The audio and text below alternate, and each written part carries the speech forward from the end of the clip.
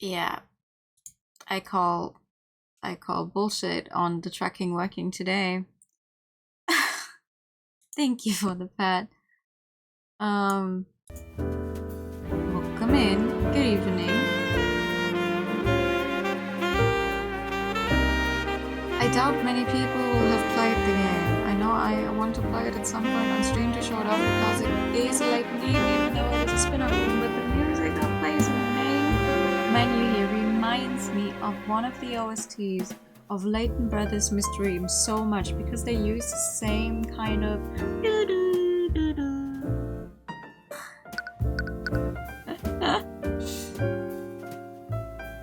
like the absolute same kind of thing. Game indeed loud, I'm so sorry. Oh, I know why. I know why. You know how I said yesterday, oh my god, I think I accidentally reset an audio setting? It was... Haha. Is this better? It was indeed the audio setting for this, so like last time it was just fine on the setting it was at, but since it reset... Yeah! Hell yeah. Hello. What I was trying to say is the main menu music here reminds me a lot of an OST on the Leighton Brothers Mystery Room soundtrack. Because they use the same kind of very, very similar sound overall. Though I'd have to like find the exact, oh my goodness, find the exact one it is. But yeah, I am hoping, I am crying, I am... That's a train. We will sadly have to suffer through a little more train time because it is finally raining, and that means I can finally get some fresh air in here. And I don't know. Let's just hope that tracking is gonna stay stronger for longer than last time, because it was a little not so nice that it didn't work at all. But it's looking alright. We managed to get through the entire first episode of Tyrion Cuthbert last time. We also managed to get some kind of really fancy way of seeing into people's hearts at the end of the last episode, so I'm guessing that's gonna become expensive, like important to the rest of the game. Funny thing is, the good thing is I already know about this. I saw people in the discussions for this game on Steam be like, how do I get to the next chapter? You have to click new game every time. You have to click new game and then you can go to the next case, because they're all available from the beginning anyway. So it's not just like, oh, you finish case 1, you automatically get sent over to case 2. No, you just go new game and then you select the case you want. Which is an interesting design choice. But it is, whatever. So case 2 it shall be. Let me get my controller here, shall I press buttons? Also, big news. I finally ordered a new mouse. It's not here yet. It's Sunday. But I finally ordered a new mouse, so hopefully as soon as I get that one and plug it in, I won't have all of these problems with my mouse anymore. Yay! Wallace Nightgrave, occupation, student, age 16, arcane art, necromancer. Is that allowed? Let me go. Oh no. I'm not going anywhere until I see her. I'm sorry, Wallace, but she's already passed. Oh. A headmaster, but occupation? Question mark. A headmaster is an occupation. There's nothing more they could have done. How? This academy teaches the best mages in the kingdom. Are you telling me that they couldn't do anything? The condition was much worse than we thought. Kingdom's magic isn't advanced enough to treat something like this. Lucio Steelbone can rain meteors from the sky. William Frege can teleport entire caravans across the continent. Are you telling me that you mages couldn't cure one disease? I'm sorry, I truly am. Aww. Emily. Episode 2, The Walking Dead. Don't dead open inside. I've never seen anything Walking Dead related. I'm sorry, Celeste, but there's no way out of this. Ooh, fancy library. You show me a fancy library in game, and I will love the game. I mean, I already like the game a lot, but you know. Occupation bodyguard. Oh, wait. Was your occupation bodyguard last time as well? No. Wasn't her occupation just mercenary? Celeste's attention is sharply focused on a chessboard between you two. You can see her eyes quickly dart from piece to piece. Just give me a second, I can still win this. Celeste, there's no way for you to avoid checkmate next turn. Just surrender. She ignores you and continues staring at the pieces. There, what about that? Checkmate. Damn it! Would you two keep it down? We are in a library. Mr. Mora glances at the chessboard. I hope you didn't spend the entire morning playing around. I've been working hard, Ruby. Oh! Are you guys on a first name basis now? This game's why. I'm guessing, yeah. I mean, she was introduced as someone on the, like, someone we had to get acquitted. Like, she's starting early to be a Maya. Considering it's only one game, maybe she's going to be on the bench again. Already learned 2 new spell formulas since we got here. Hey! Well, at least there's that. What about you, Cuthbert? Well, Useless Stammering tells her exactly how much progress you've made. Ooh. I couldn't find any books about the subject we've been looking into. We spent the entire day combing through the Kingdom's Imperial Library, researching the Eye of Horus. During Celeste's trial, you awakened to a new ability that you never used before. Up until then, you thought that the Eye could only see surface-level thoughts. During that moment with Garrick Pierce, the Eye of Horus was empowered, and you could see far more than usual. You told Mr. Moore about what happened, and it made you both wonder what other hidden abilities the Eye might have. You both decided it's time to find out more about the Eye and its origin. This library supposedly held the Kingdom's entire knowledge of magic and the arcane arts, but you couldn't find a single mention of any ability like the Eye. Does the Kingdom seriously lack knowledge about it? Or do we need to look somewhere else? Are you sure you can tell me what you're researching? I've traveled around the world, I might have seen something like it. You're 19! How much of the world will you have seen? Granted, probably more than me, but still. You entertained the thought for a moment, but you haven't known it for very long. The Eye of Horus is a supernatural ability that can't be detected by a spell companion. You've always been wary about what the Kingdom might do to you if they ever found out about it. Oh. So it's a super special ability. Sorry, it's not something I can really talk about. Aww. Aww. I will pinch her cheeks. I'm pinching her cheeks right now. She's so cute. You saw so many worlds by 90, so many regions in Pokemon. So many. True. Oh, Semi, what do you think about Pokemon fan games?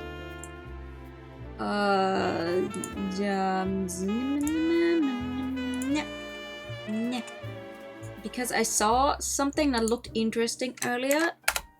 Have a look, please. See if that is of any interest to you.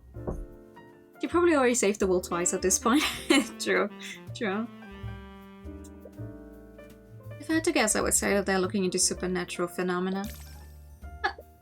You and Celeste nearly jump out of your chairs. You look over to where the voice came from. She appears to be a student at the academy. She's also the one we saw.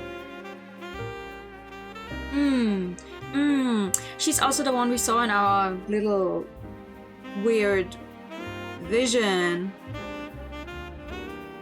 I can very much make both of my mods play that game. Oh, yay! See? That's nice. It's something both of you would be interested in, and it just randomly came upon my timeline. I was like, oh, that looks like an interesting Pokemon fan game. Let's send it to the 2 people who I know like Pokemon fan games, or the one who likes Pokemon fan games and the one who likes roguelikes. She does have. She also has amazingly bright purple eyes.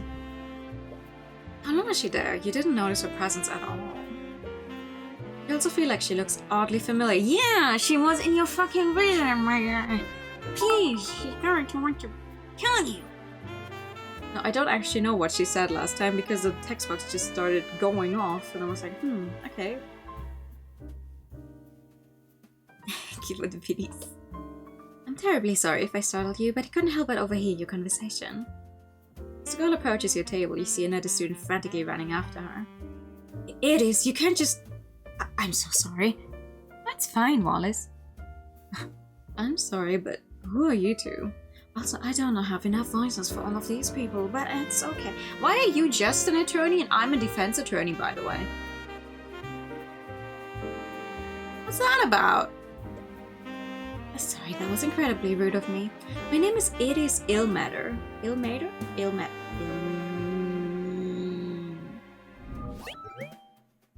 Student! But she's our mentor, so I was assuming she would be a defense attorney, you know? This is Wallace Nightray. Both students here. Hi.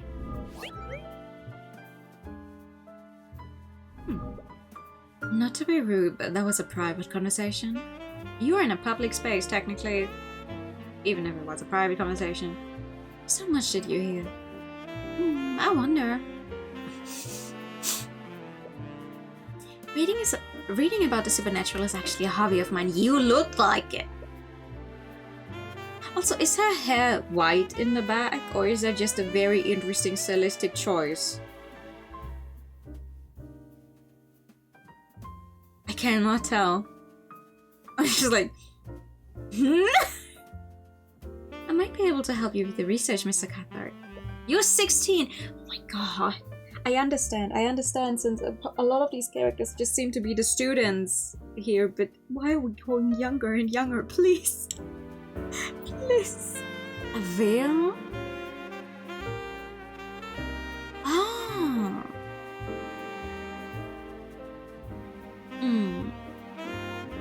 Well, I still think this woman is going to die, because she's a Magic type character, so... You know. Thank you for the invite. What makes you so sure that is what we were researching? Mr. Cuthbert has a bad habit of muttering to himself when he thinks. I assume that his research had something to do with the supernatural. Oh my goodness! Lady! No, see, the reason why I don't think it's a veil is because this is very much how you would draw like a one single strand of hair that's like going away, but...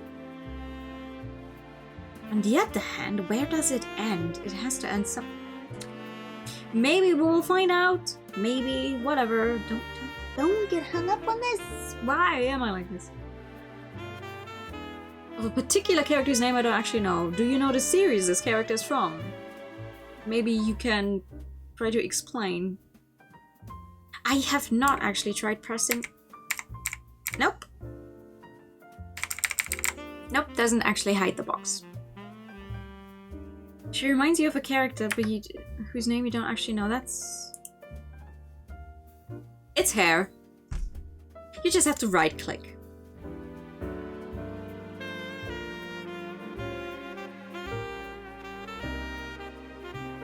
Now I'm even more confused. That's a very interesting dye job you've got going for it. But okay, good. Now we know. Now I can actually look at all of the sprites in full, because a lot, not gonna lie, it's a very big text box and a lot of it gets covered by it. Now but now that I know there's hair here, I can barely see the outlines behind the text box actually. Let's move on. I feel a bit... Oh yeah, alright. Feel a piercing side glance from Miss Tamora. You avoid eye contact with her. Anyways, do you mind if I ask you a few questions? Of course, I'd be happy to help. Wait. Huh?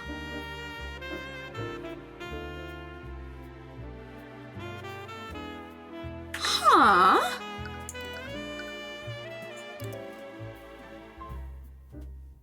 It doesn't show in the text log either what was there before that glitch thing.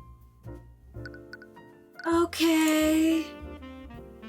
Just remember to show some discretion, Tyrion. Right. Okay, Miss Ma'am.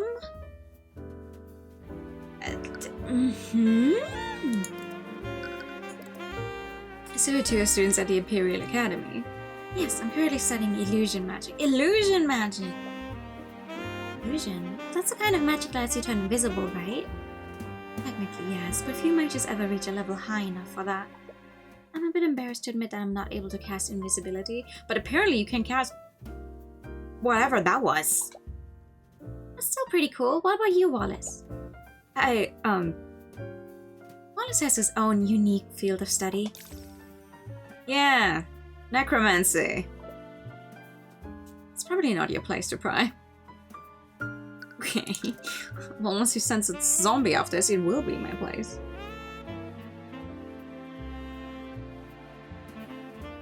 And you can still get around to it. Everyone is talking about you two. Really? It's rare for the school to let any outsiders in. Makes sense, this library isn't exactly open to the public. You were only able to get access to it because of Mr. Morris' connections, of course. And I knew, Mel, I knew you would say that you like her character design. She's exactly the type of character I would have called out as someone you would like, design-wise. We would never get occasional visits from the noble houses, so I was curious as to who was able to break this dull monotony. Well, I'm a mercenary, but now I work as Tyrion's bodyguard. That's the occupation change! Mercenary? After a trial, it turned out that Celeste was more than capable of affording your services. However, Mr. Morris still proposed a different arrangement. After indicting Garrick Pierce, you painted a large target on your back. Celeste being a mercenary, Mr. Morris decided to hire her as your bodyguard. She figured you would feel more comfortable around someone you were already friends with. Anyways, I'm a defense attorney. Defense attorney? My apologies, it's just not what I was expecting. What's that supposed to mean? Yeah, random lady I saw in my visions. What's that supposed to mean? I don't trust her. Whatsoever. Supernatural phenomena. I wonder why you would be researching such a thing. Yeah, I want to know too. I'm sorry, but I can't really say. Regardless, there are many spells in this world, so why are you so convinced that this phenomenon wasn't produced by a spell?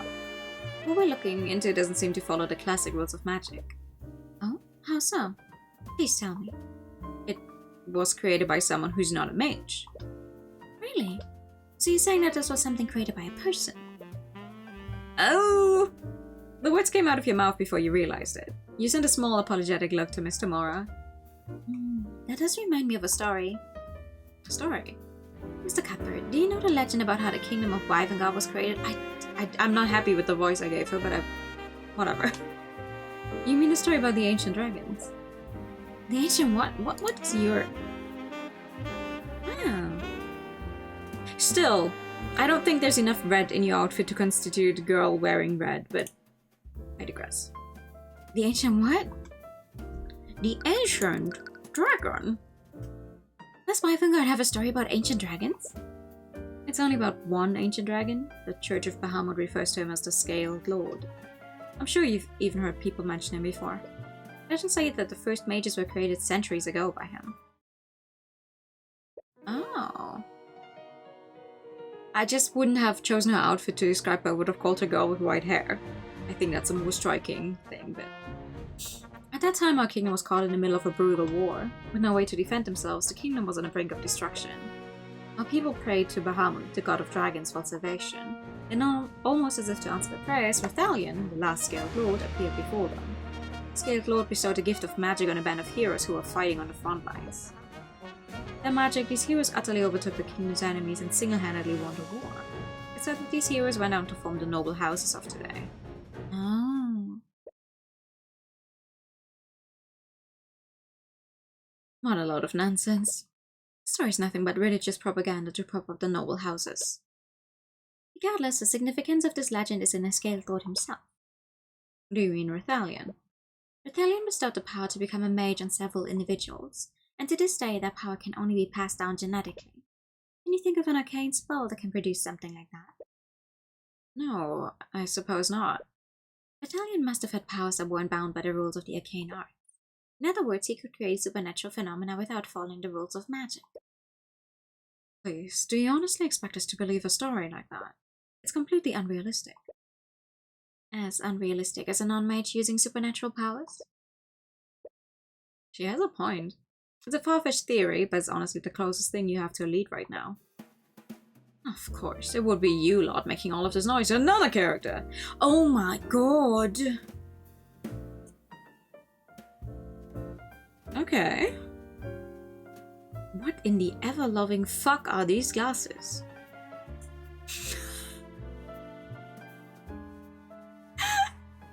Suddenly a woman who appears to be an instructor approaches you. She looks upon each of you with an equal amount of disdain. Professor Bellwether! Of course that's her name.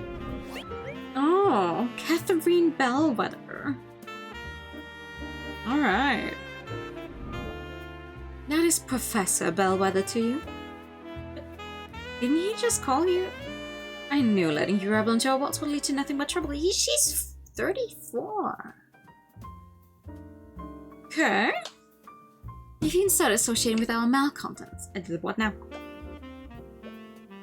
The headmaster gave his express permission to be here. If you have an issue with that, take it up with him. I'll have you know that I was on my way to do just that. Wallace. Yes? How am I supposed to understand you when you're stuttering? Yes, Professor Bellwether. Straighten out your uniform and fix that awful hair. What? You look like a street... What? I suppose it's unreasonable to expect anything more. His hair is... His hair looks fine, what do you mean?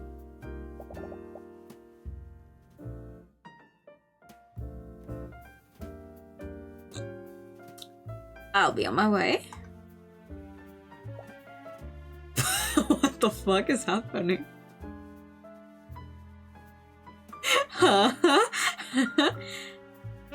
No idea what the string on the glasses is for. What a bitch. Celeste! Oh, come on, we're all thinking it. Anyways, with that out of the way, shall we begin? Okay, we're just not going to get an explanation for those glitches, huh? Why do you keep detecting fear from Celeste? Wallace, you finished this week's assignment, haven't you? Would you mind helping Celeste with her research? I don't know. Now that you mention it, I could really use some help finding a specific spell formula. You know your way around here, right, Wallace? Okay. Oh! Don't worry, Mr. Morrow. I'll be more careful from now on. Please do. I still have some business to take care of here, so I'll leave you all to it. Okay. Spend the next few hours searching through the library's books with Edis. He hadn't bought to look at... Thought. To look into the ancient dragons, and the library had books about them in abundance. There was one problem, though. There are a lot of myths and stories about the ancient dragons, but it's pretty difficult to tell fact from fiction with these accounts. Can't be helped. The Church of Bahamut is the dominant religion of our kingdom.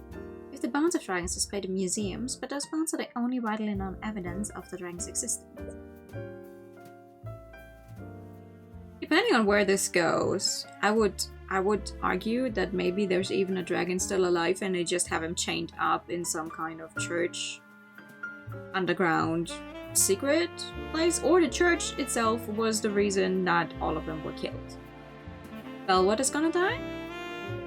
Well, she's not a very nice person. From the 2 minutes I've known her, I don't like her. Except for Rethalion, possibly. I wonder if he's still alive, like you said. I wouldn't be surprised. Despite everything, our kingdom's constitution still includes him in our government. What? Really? As the savior of the kingdom, he and his kin were given an honorary position in our political hierarchy.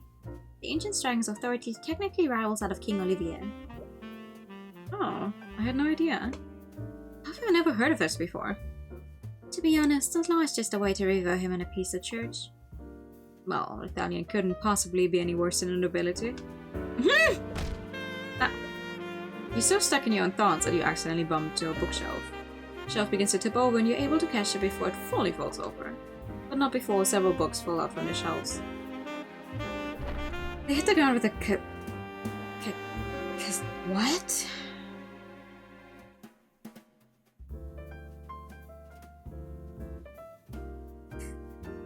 Okay, some students glance in your direction. Be quiet. Sorry. Be quiet! Candice begins giggling. She seems amused by what's happening. Hey, you okay? I heard a loud... Oh. Celeste stares at the pile of fallen books. What do you do? Forget that, just help me clean this up. There's no need for that. Construct, I require assistance. Acknowledged. What? Upon Ares' command, one of the nearby suits of armor suddenly springs to life and begins walking towards you. The voice coming out of it sounds human, but it lacks emotion. Why does it sound familiar? Did you do that, Ares? Yes, this is an arcane construct. It's a suit of armor that's animated using artificery. They're designed to carry out various tasks for the students. Oh, arcane constructs are suits of armor that are animated using artificery that can carry out simple tasks in order to. The ones in the Imperial Academy speak using the voice of Catherine Bellwether. Oh! These voice lines can only be changed or adjusted by the Academy Headmaster. Every command given to construct is stored in this command log, however this command log must be cleared regularly. Oh, that is... Okay. So, who is going to get stepped by an arcane construct? Without the command being in the log still? Really? I didn't know anything like that existed. They're still experimental, so they aren't available to the public yet. With that being said, Construct, please place these books back where they belong. Acknowledged. Okay. On Ares' command, the Construct begins quickly picking up the books. It moves with inhuman efficiency.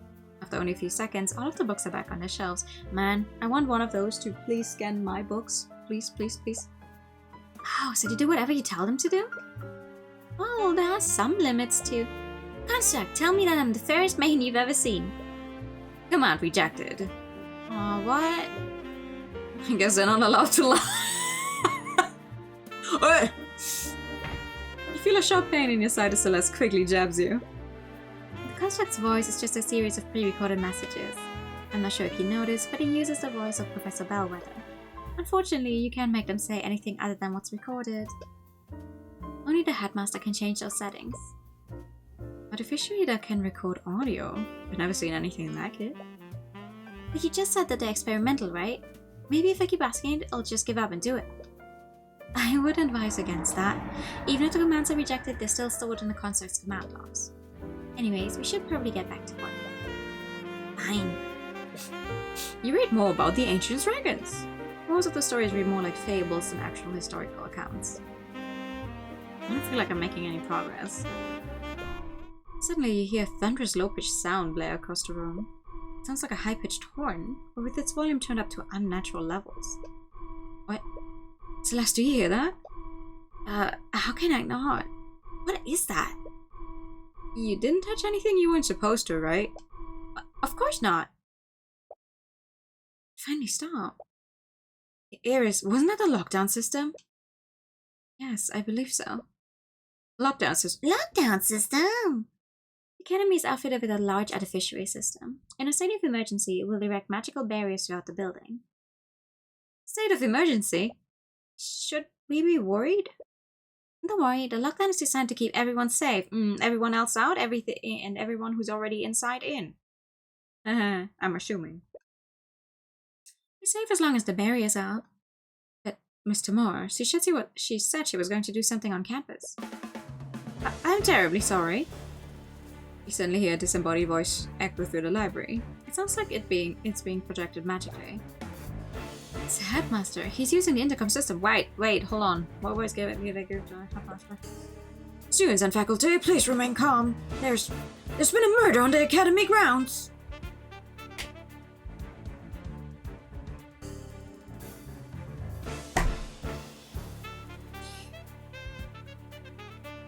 Yeah, everyone's gonna remain very calm when you say that. What? Please stay where you are and wait for law enforcement to arrive.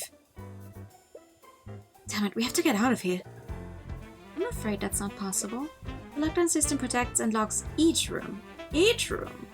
We can't leave this room until it's deactivated. Well, we won't know until we try. You enter the entrance and begin frantically pulling on the door's handle. You try to put all your strength into prying it open, but it doesn't even budge. Damn! That's a very mad sprite. Tyrion, stop.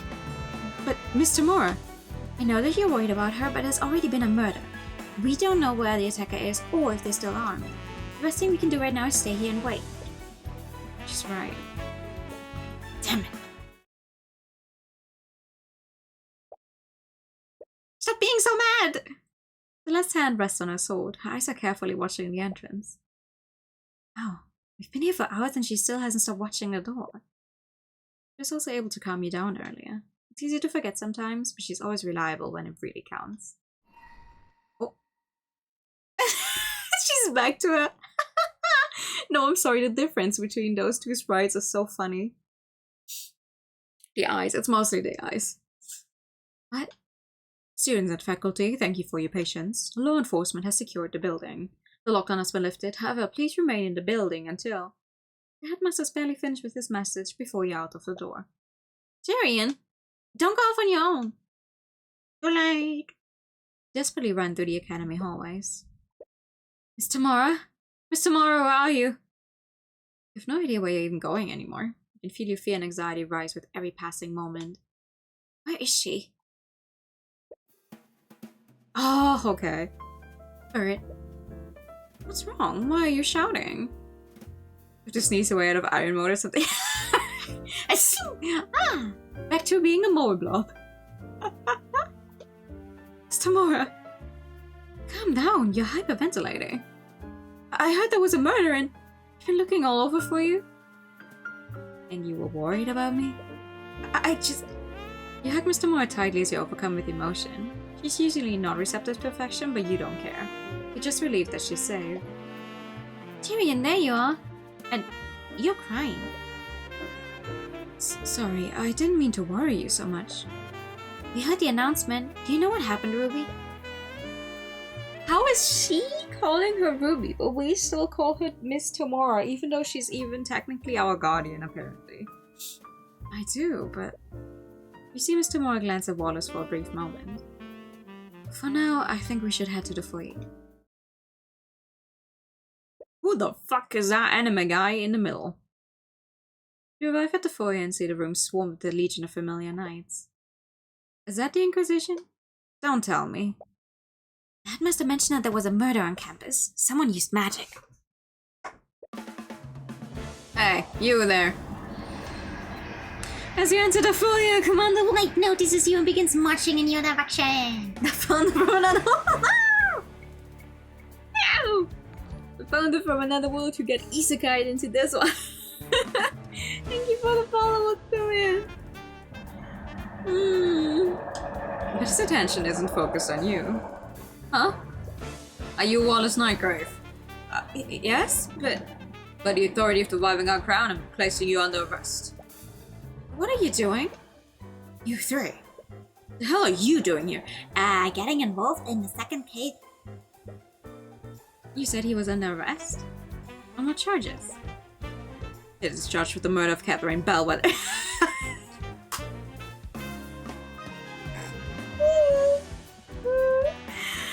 You want a Pikachu? You got a Pikachu while we laugh about Bellwether being the one to die.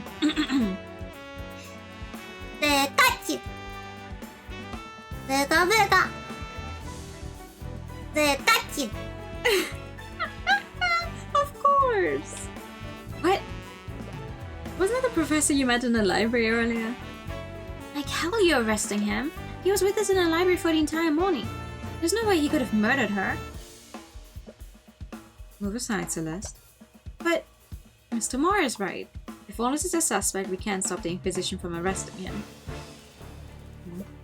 Don't worry, Wallace. We'll get to the bottom of what happened. Without a word, Wallace allows the Inquisition to drag him away. My apologies. I'm going to go and check on him. Oh no, how tragic! A character I've met for like 3 text boxes who was really mean to us is dead. This is terrible. I still don't understand. Why would I suspect Wallace of all people? I'm not sure myself. Unlike most magical homicides, the school is filled with plenty of mages. There has to be a long list of suspects.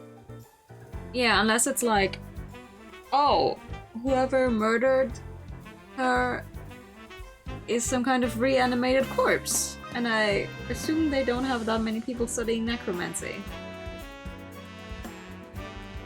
Isn't there anything we can do? I'm going to go investigate what happened. Cuthbert. Yes? He hasn't accepted you as his attorney yet. This is heavily Ace Attorney inspired, but with mages and magic. You don't even know if you'll be working this case.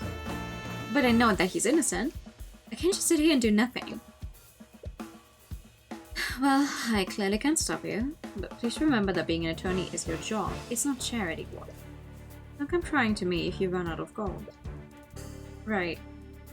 Anyways, I still have some business to take care of in the city. Will you two be okay handling this? Yes, we'll take care of this. Good. I'll leave everything to you then. Alright, let's go, Celeste. Right.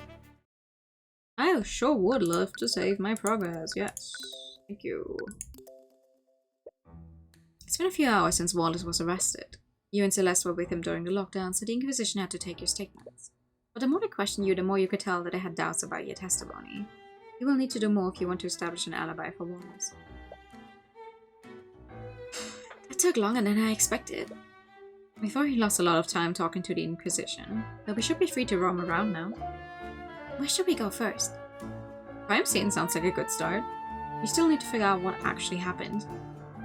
Ruby said that the body was found in Lecture Hall 2B. It's in the west wing of the school. Alright, seems like a good place to start. Okay, let's get over there then. Oh wait, dude. I can talk about some stuff first. Wallace is okay. He looked really scared when Commander White arrested him. Don't worry, we'll find out what really happened.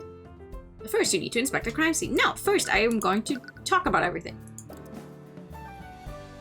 Where should we go next? First thing we need to do is find out exactly what happened. Mr. Moore said that the body was found in Lecture Hall 2B. We did. Okay. Well, that didn't really give me anything, but whatever. Oh, wow! A dead body was there. Stop right there! As you try to enter the classroom, you stop by one of the Inquisition Knights. I'm the defense attorney for the accused. We have a right to investigate the crime scene. Yeah, from what I've heard, the kid doesn't have an attorney yet. Right. You haven't been able to talk to Wallace about that yet? It's quite alright, let them in. Lady Steelwind! Do not call me that. When you work under me, you will address me as Prosecutor Steelwind. Yes, Prosecutor Steelwind. Nice, hi, hello. What's that smell? As you enter the classroom, you find yourself inhaling a sour and rancid odor. The stench is so overwhelming, your eyes begin to tear up. Don't worry, you eventually get used to the smell. What are you even doing here, Steelwind? I'm here to coordinate the investigation. Look around the crime scene. There's no single Inquisition Knight in the room. Actually, wait, that means I can look at your entire outfit as well. I still don't understand what is happening with your fishnet everything, but okay. Isn't that the Inquisition's job? Due to the circumstances, I've decided to handle this case personally. Well, since we've got you here, could we ask you some questions about what happened? Can I assume that you're planning to defend this case? That would make you my opponent. What do I have to gain from helping you? Right. However, I would be willing to answer your questions, but only if you answer some of mine as well. Oh, okay. What should I possibly want to ask you? Questions.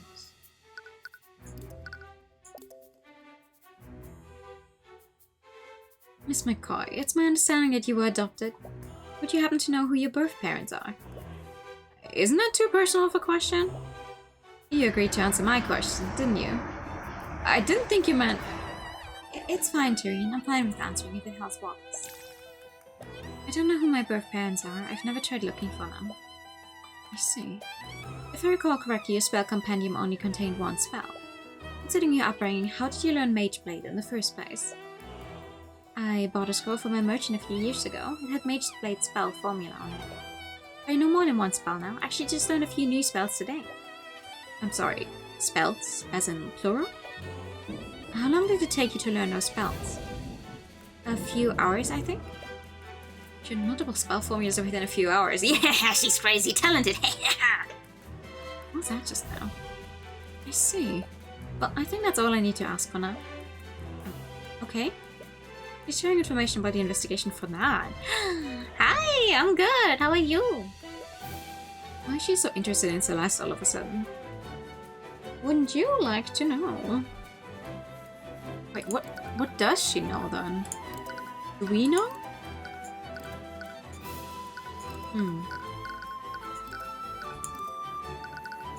No, maybe... No, I guess not.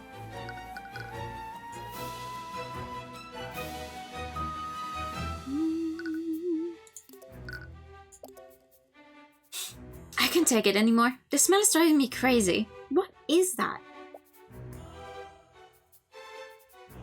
From what I understand, there was a bit of an accident a few days ago. It happened during one of the classes that the headmaster was teaching.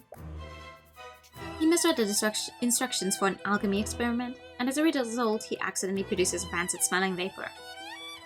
Vapor? It's not poisonous, isn't it? Of course not. I wouldn't be standing here if it were. It's just extremely unpleasant to the senses. Oh, weeks ago, the headmaster performed an alchemy experiment incorrectly in Lecture Hall 2B. Resulting chemical reaction produced a rancid, harmless vapor that still lingers in the room. I like that they chose two different spellings for vapor in the text boxes. What paints a target on her again? For sure! No, she's crazy talented and is going to learn a bunch of spells in a very short amount of time, and then they're going to be like, ah, witch! But, like, in the bad sense, and not the, okay, yeah, she's a mage, she is allowed to learn that, but in the... Does that make sense? No. Do you know what happened to you, Steelwind? Well, it all began when the City Watch received a call from the Academy. Supposedly there was an attack on campus grounds and the entire building was put on lockdown. City Watch set up a perimeter around the building while they waited for the system to deactivate.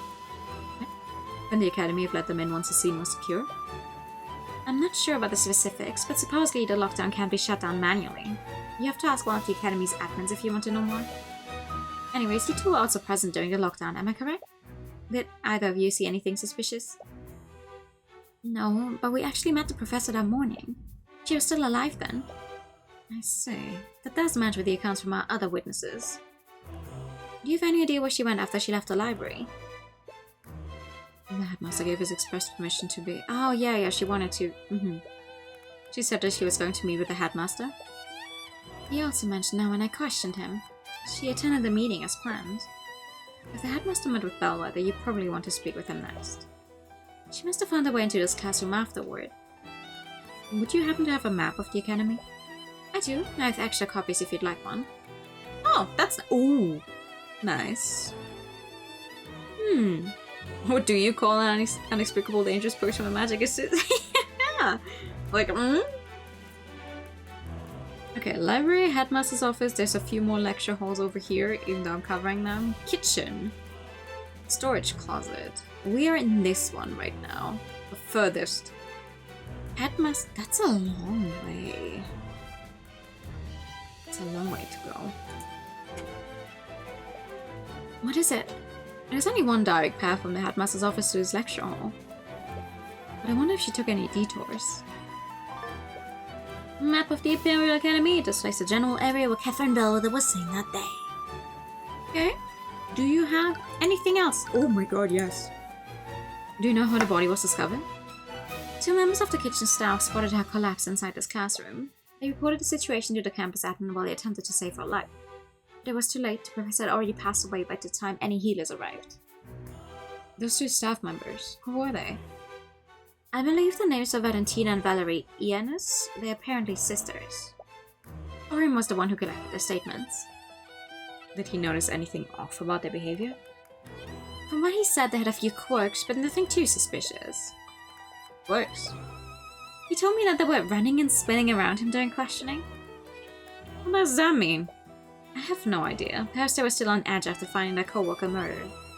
You definitely want to speak with those staff members.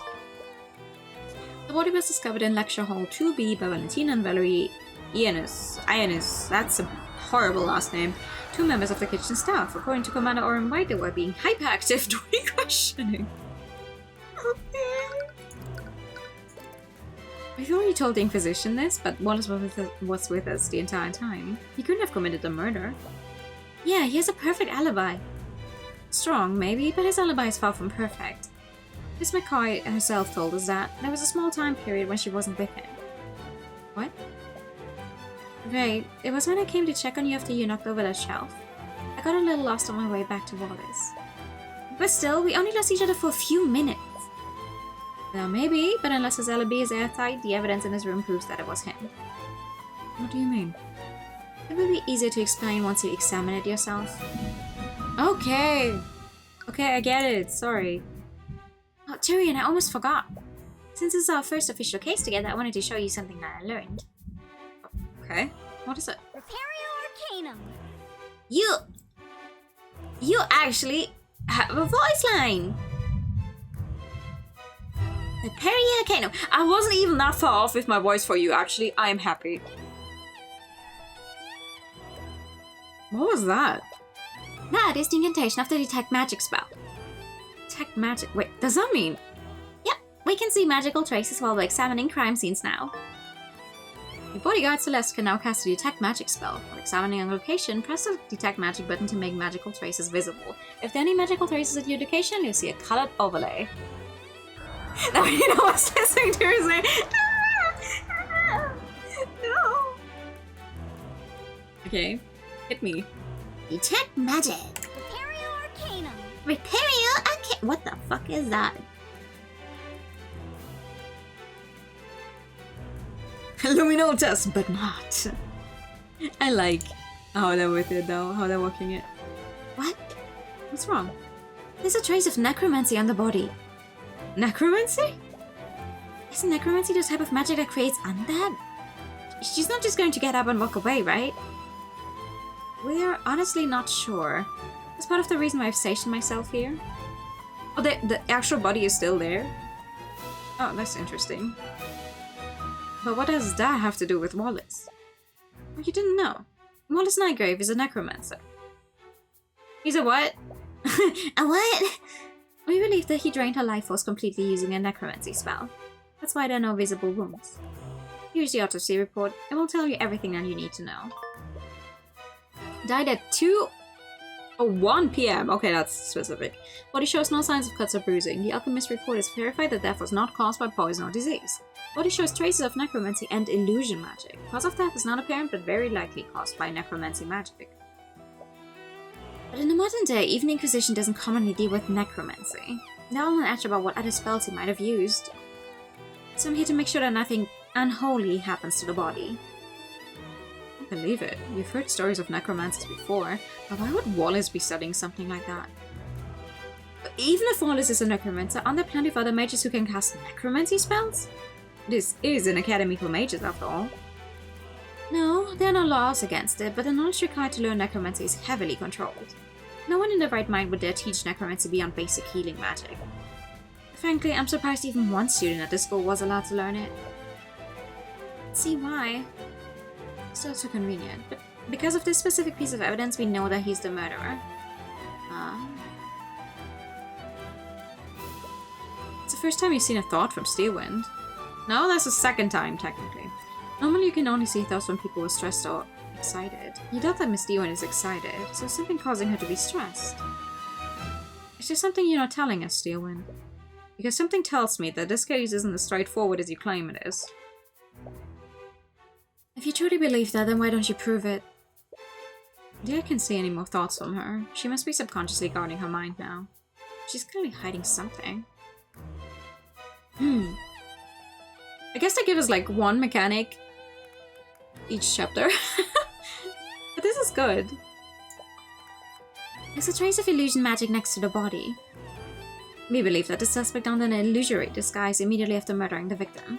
Using his disguise, he discreetly made his way back to the library unnoticed.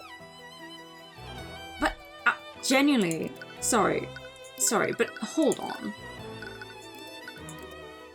From here to the library is this far. I don't think you could get here in just a few minutes, like, get out of the library, past the kitchen, kill someone in here. Don a spell to disguise yourself, and come back. And boom, nothing happened? No. You discovered this game recently? The music goes very hard, I love it. At least no one would have seen him leave this classroom. It'd be harder to find any witnesses that saw the perpetrator.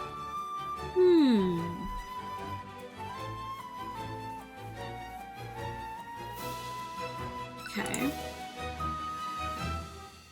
Does that mean I have anything else to know?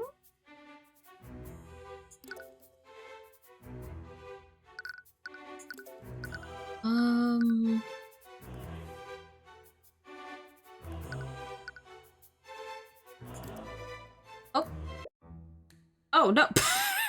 Oops! You're going to Barrister and just else you don't see Wallace anywhere. We should come back later. Yeah, that's fair. Hold on. I don't think I have everything I could get from you. I wonder why not. Oh, I can look at the picture. It's a painting of some sort of musician. Some text written below it. Dr. Nicholas Gossu, inventor of the arcane engine. His work revolutionized trade and travel across the seas. He was well known for not discriminating between the common folk and the nobility, judging his assistants based purely on their merit. When he wasn't conducting research within the Imperial Academy, he was known to compose symphonies for the king in his free time. Looks like he was a man of many talents. Good for him! What else can I look at? Lecture was a window with a view. I feel like I just stay outside all day if I enter attend class here. You're not much of a student, are you? I can't just spend hours sitting in one place.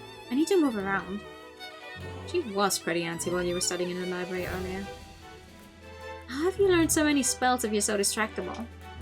I don't know, I just learned a spell formula and passed stuff. Let's see. Is that not normal? It's mostly where the students sit during lectures. I can't imagine sitting in one place all day. Have you never attended a school before? No, we never had a proper school in Cornhaven. I mainly got my education from books that my parents bought from traveling merchants. How about you? I used to attend a public school in my hometown. But after Mr. Mora adopted me, she handled my education personally. Okay. Is there anything... Oh, I can check out the line itself. Can't believe the professor is dead. We just saw her this morning.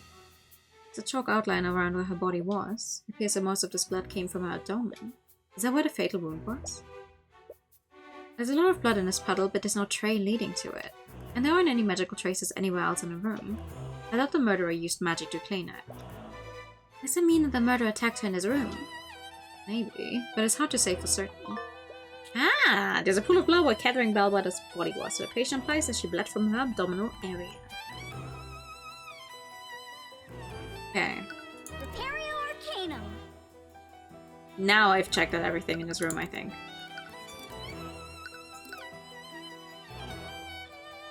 Right? Ah, there we go. You follow the map that Steelwind gave you, and you arrive at the headmaster's office. Oh, hello there. I wasn't expecting guests today. Sorry for coming unannounced. You must be... My name is Theodore Redmond. I'm the headmaster of the Vivengard Imperial Academy. He's 88 years old. Gotta give it to this game. They're not afraid of giving us really old characters. Which is nice. A really inefficient way of learning spells. She's just very good at what she does. Everyone else is just making it more complicated than it has to be. It is. I hope you're also having an enjoyable day, night, whatever. Headmaster. Okay. And judging from your appearance, you must be the protege of Ruby Tamara. What do I owe the pleasure? What are you doing here? They must be here to investigate the murder. Yes. I thought you went to see Wallace. Unfortunately, the Inquisition is questioning him right now. They aren't allowing visitors. Thank you for the high time on the pad. He must be so scared right now. I hope he's okay. Right, she had the same experience not too long ago. If there's anything I can do to help, please let me know. Sure, let me check out your room real quick. What is this? It's a painting of someone. He looks like some sort of professor. That's Professor Lucas Gilbert. He was an instructor here many decades ago. He was well beloved by the students here, and he was quite the accomplished scholar. And this was all despite him lacking the ability to use magic. He studied magic without actually being able to use it? Yes, he was quite remarkable. Unfortunately, we lost him to illness very early in his life. Oh. Interesting. It's a fireplace with some burning wood. It looks pretty cozy. Okay. A window with a view of a garden. The headmaster has a nice view from up here. Okay. Small table for guests. Is that wine? No, actually, it's just apple juice. Most of my guests are students, after all. Okay. And who's this? Painting of a mage, but he doesn't quite look like a noble. Oh, that's Jason Steelwind, one of the chosen mages of the Scaled Lord. Wait, Steelwind as in... Yes, he's the earliest recorded ancestor of House Steelwind. Legends say that the Scaled Lord bestowed his power upon him and his allies to create the first mages. Wow, it's hard to even tell that he and the prosecutor belong to the same bloodline. As with all the noble houses, House Steelwind had quite humble beginnings. I only did remember where they came from. Though, to be fair, from what... Can we detect magic in this room? Repario Arcanum. I guess. But there's nothing there. We can! This is terrible. To think that one of my prized students would be accused of murder. I heard your voice on the intercom when the lockdown happened. Are you the one who triggered it? Yes, I activated it when I received a call from one of the staff. They reported that Professor Bellwether had been attacked.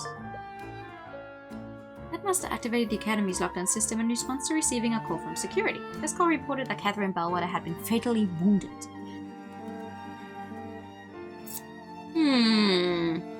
But what if that call was not immediately after the attack, right? So maybe the timing is off still. Maybe she was already dead there for longer. Not that her time of death is off, but just the way, like when they found her.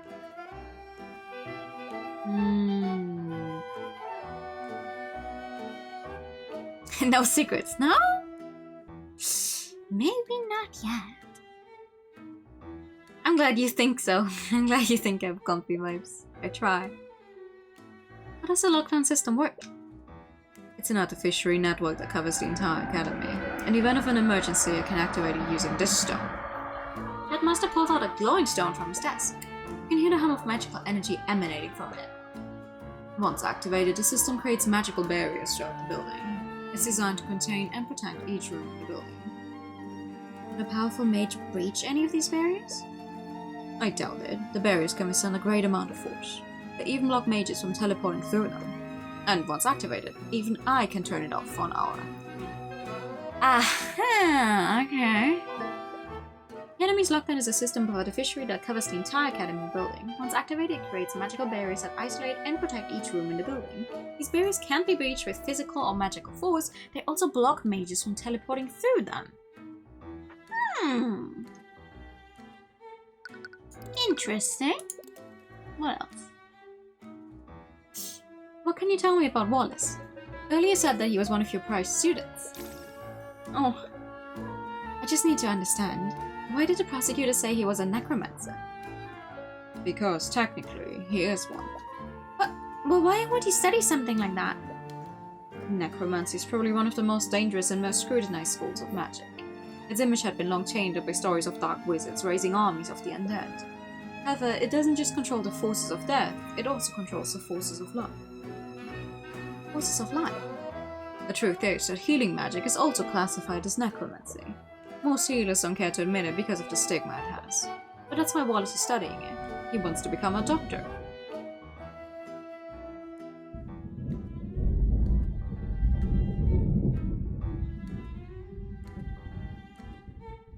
Okay then. But there are plenty of mages who know healing magic. Why is Wallace being singled out? For years, he's been studying necromancy beyond basic healing magic. He believes that high-level necromancy could revolutionize modern medicine. Unfortunately, many among the faculty don't see it that way. Wallace doesn't hail from a noble house. Oh, so he is double fucked when it comes to gaining any support anywhere, ever. He's a mage that was born among the common folk. He's like me. I'm not gonna lie, I don't think you are born among the common folk. Your parents set you out there, and your parents are probably some kind of nobles. Probably some pretty high up nobles that just didn't want anyone to know about this. For some reason or another. Many of the faculty fear that he'll use his knowledge to raise armies of undead, just like the necromancers of old. Why would he? The Imperial Academy isn't even permitted to teach it to students beyond basic healing magic. Then why did you allow him to study it? After everything that has happened to him, I made an exception. Everything that has happened to him? I'm not at liberty to say more.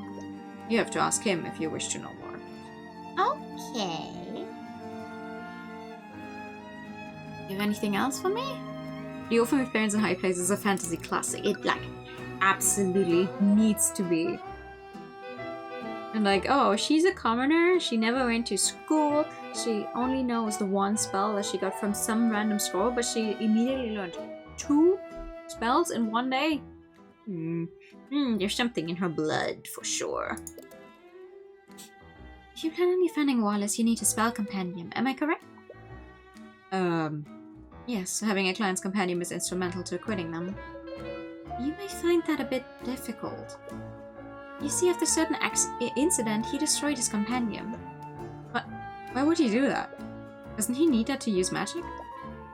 A spell compendium is a device mages use to keep track of what spells they can cast. It's really convenient for remembering the formulas and incantations of your spells, but it's not actually required to use magic. I thought of destroying mine a long time ago, but they're really expensive. Luckily, you have an unattuned spell compendium right here. I'd be more than happy to give it to you if it helps Wallace. Luckily, you have that. Why do you just have that on hand? Do I want to know? Oh, thanks.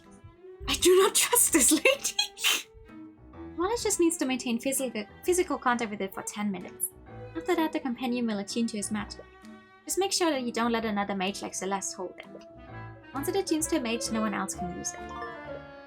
An unattuned spell compendium, if a mage keeps this on a person for 10 minutes, it will attune to their magic and display what spells they can cast. Once it attunes to a person, it can attune to anyone else. Yeah, let's hope we don't turn out to be a mage of some kind and accidentally attune to it ourselves. But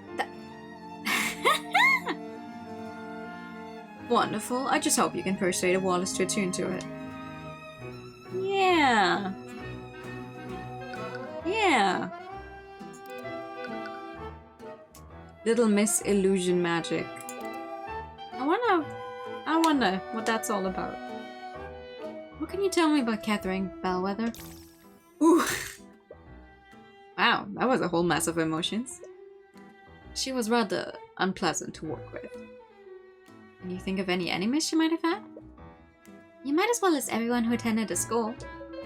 It is. It's best to be blunt with these sort of things. As you saw this morning, she had a pretty abrasive attitude toward the students. Many people in the school did not care for her.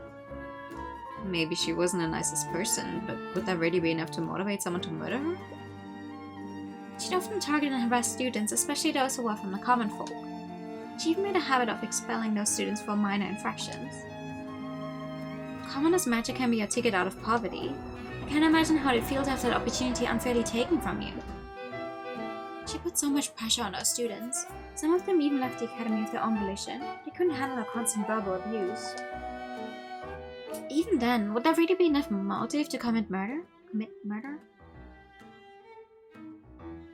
Now, she did give it to us.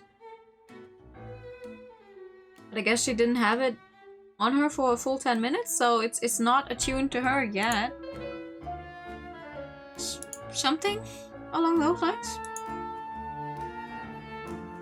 Human psyche is a fragile thing. It's astounding what someone might do when pushed far enough. What about her relationship with the faculty? In some cases, it was worse than it was with the students. She'd often treat the staff like personal servants. I've received many complaints from them about her behavior. So why didn't you kick her out?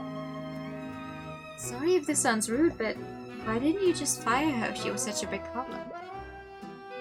She's used to a position to carry favor with the noble houses over the years. As you can imagine, the Academy's board is controlled by the nobility. If I ever tried to remove her, they would probably support her over me. Ah. Heather and Bellwether had a tense relation with just about everyone in the Academy. She had a history of bullying students from the common folk and mistreating the Academy staff. For several years she used Her position to carry favor with the noble houses. Wow. Yeah, I'm so sad that she died. I heard that you had a meeting scheduled with Professor Bellwether this morning. 1 second.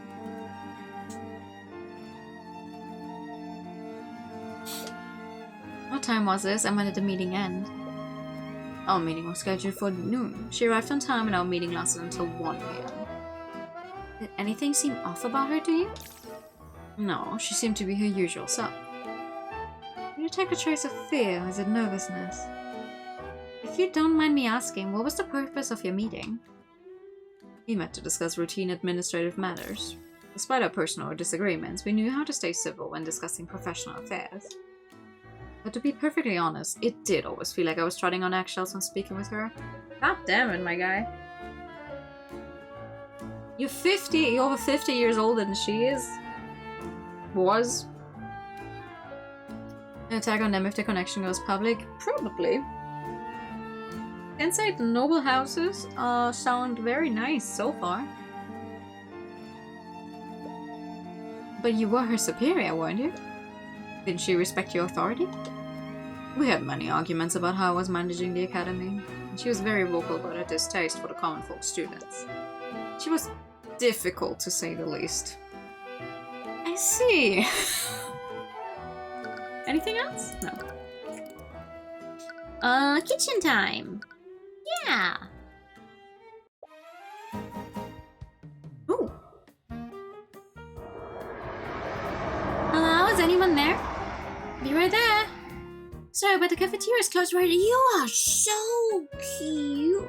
Hello.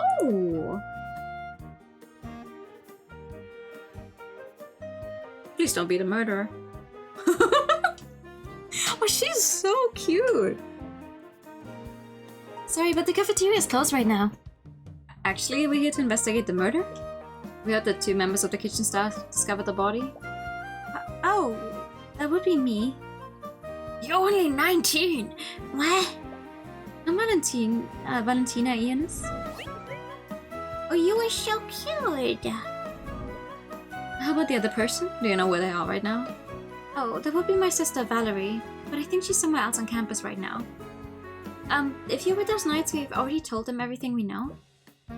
Actually, we're investigating separately from them. I wanted to ask you some questions about what you saw. Sure. You have to remember those details again. Oh no. Aww. Sorry, can I check your kitchen? Valentina looks a little anxious. Snooping around might scare her off. You should learn everything you can from her before you examine the kitchen. Okay, damn, okay. Sorry. What did you see? To start, can you tell us how you and your sister discovered the body? Right. My sister and I were walking in the hallway from the kitchen to the west exit. We spotted a professor in a nearby classroom. She was lying on the floor and bleeding. I used an emergency communication device to call for help. While I was doing that, my sister tried to wake her up. That would imply that Valerie thought that she could be resuscitated? Did she know if the professor was still alive or not? We're not sure, but she wasn't responding at all. She wasn't breathing and she did...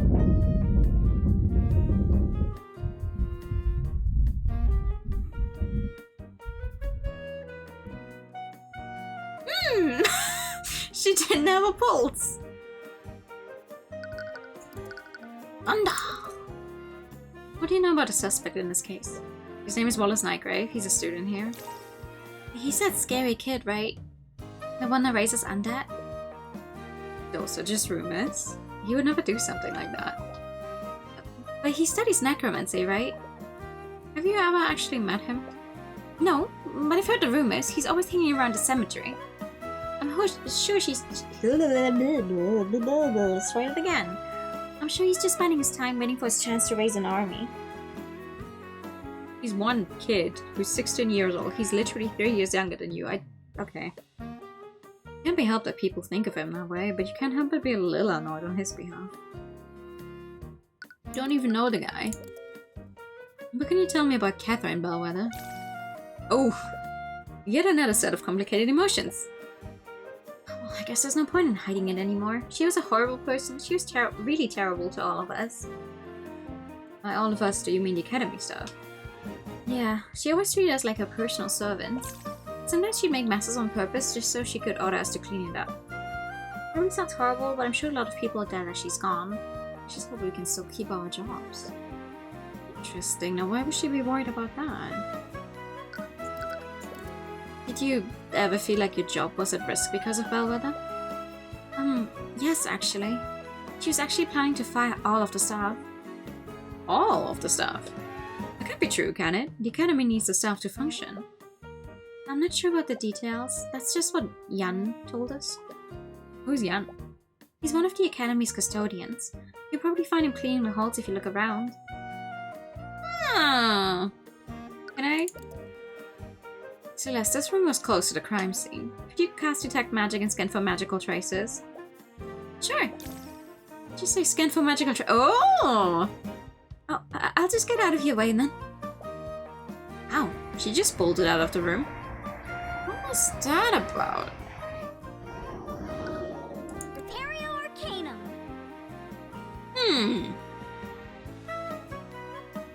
Okay. Well, goodbye. It's a little weird. Why would you bolt like that? You spot Valentina again. She's speaking to someone in a blue-collar uniform. But he really is the custodian, as she mentioned. Jan, where have you been? You still haven't fixed the plumbing in the kitchen sinks. Someone just died. Can we take a day off for once? Causing trouble for me and Valentina. Please be reasonable. Wait, why is Valentina suddenly speaking in the third person? Oh, hello. Valentina? Oh, my apologies. I can see why you're confused. I'm not Valentina. I'm her sister Valerie. You guys look awfully similar. The currency doesn't allow you to go to a cemetery. How would you ever? Like...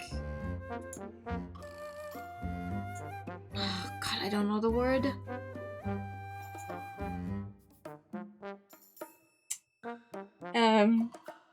Fuck. You go to a cemetery to pay your respects to Jesus Christ. Oh. You remind me of a bunny with the way your nose is drawn. I don't know. She gives me big bunny energy. Are you trying to trick us or something? You look exactly the same. You remember reading about something like this before. You two are identical twins, aren't you? You're both genetically identical to each other? Yes, we are. Wait, this means that she was the one who discovered the body alongside Valentina. Since we have you here, do you mind if I ask you some questions about what happened? I'm terribly sorry, but I've already spent a lot of time looking for Jan here. I'm really behind on my work. But Jan was also nearby. Oh, wait. Jan was also nearby when we discovered the body. I'm sure he can answer your questions. Oh, before you have a chance to object, Valerie quickly walks away. Wait. Do you want me to go after her?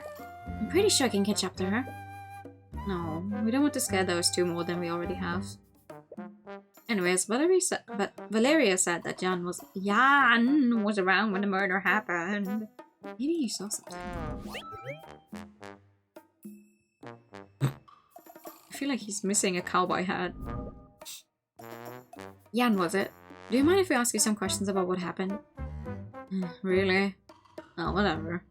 At least I have an excuse to take a break now. Oh, sure. I'm happy to be of help. So, Jan, are you part of the staff here? Yep, I'm a janitor. I clean, I do odd jobs here and there. Oh, apparently that's all he has to say about that. Okay. The murderer. Valerie...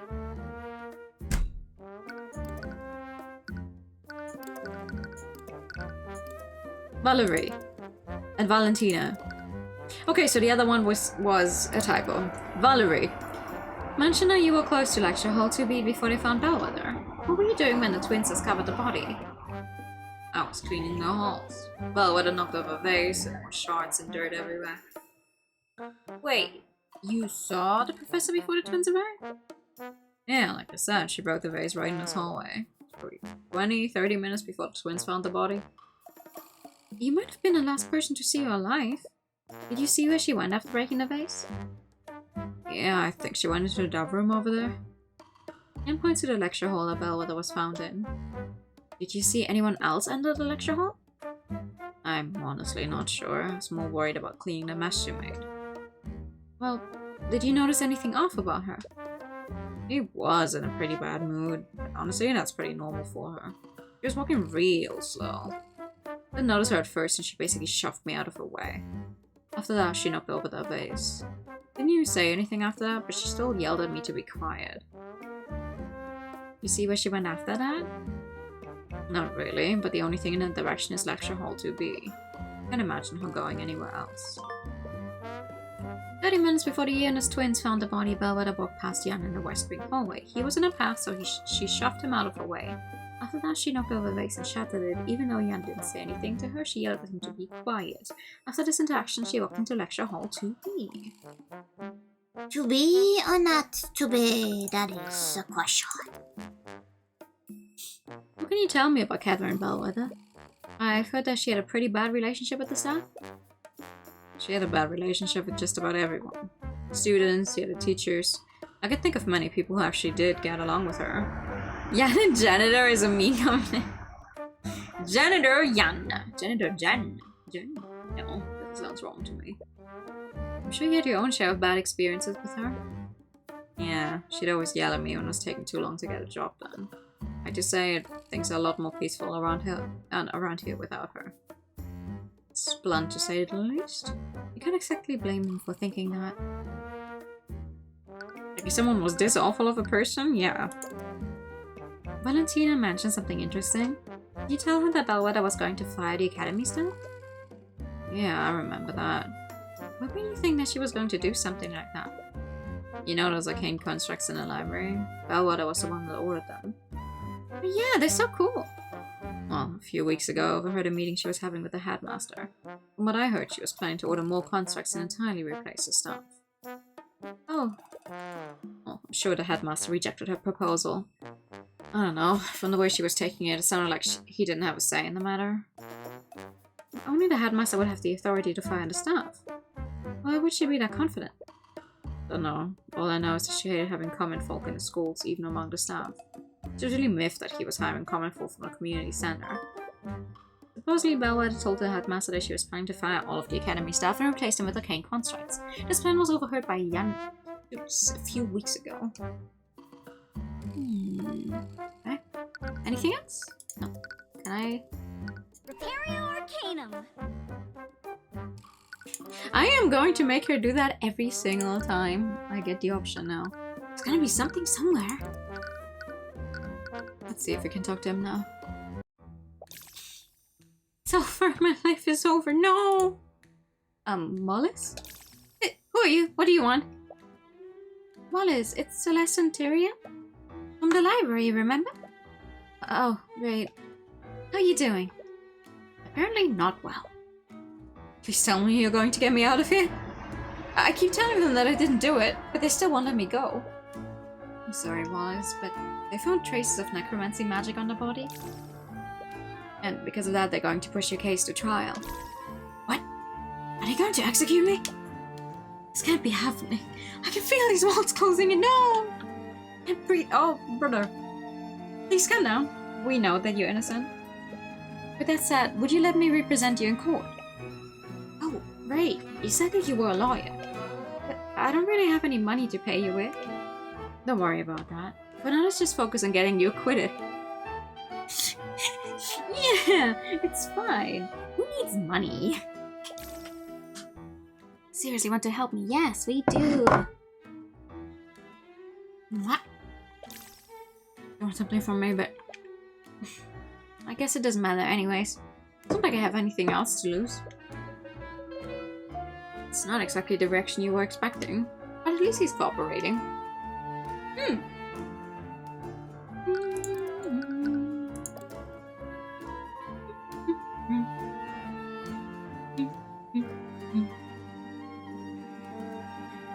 First step, yay! I don't understand. I was with you in the library the entire time. But why do you still think I'm the murderer? Makes no sense. Unless... You told the Inquisition, right? Did you tell them that I'm innocent? They framed me? We did, but as we said before, there are traces of necromancy on the body. With the state of the body, they believe that she was murdered with a necromancy spell. Apparently, that makes you the prime suspect. I see. Wallace, we heard about the type of magic that you're studying. Don't worry, the headmaster explained it to us already. You just want to use necromancy to become a doctor, right? I understand that you have reservations about talking about your magic, but in order to build a case for you, I need your spell compendium. I don't have one. I know. Edith already told us about that. That's why she gave us a blank one for you to attune to. Do I have to? It's your life on the line. And we need all the information we can get to help you. Sorry, you're right. I'll attune to it. Wallace Nagger's spell compendium contains the formulas for the following spells. Prestidigitation. Okay. Mend wounds, illusory disguise, revive, animate corpse, and necrotic blight. Wait, what? Prestidigitation.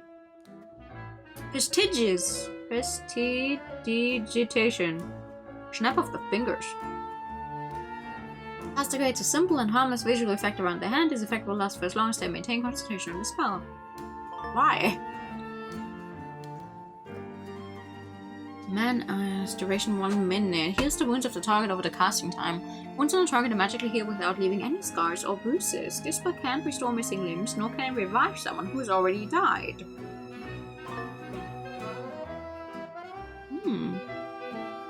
It's an illusion on a target to completely change their visual appearance. The disguise moves with the target for the duration. The disguise can make the target look 1 foot larger or smaller. Elements hidden by the spell are made invisible. And elements created by the spell are purely visual. You cannot make physical contact with it.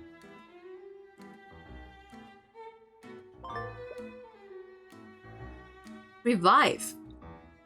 Floods the target with life energy in an attempt to resuscitate them. It does not heal wounds sustained. Results may vary, but it cannot resuscitate someone who has been dead for more than a minute. Okay, so it's literally just like... Someone gets shot right next to you, you can immediately do it, but anything afterwards, no. That's crazy. Animate corpse. Reanimates the target using life energy, creating an undead minion for the duration. The minion follows the caster's orders, but its intelligence is limited and it cannot speak. The minion can end the spell prematurely, but will only do so if ordered to by the caster. Once the spell is ended, the undead will return to being a dead body. What I'm thinking, or what I'm wondering, is if you could animate a corpse, and then use the illusion spell on the corpse.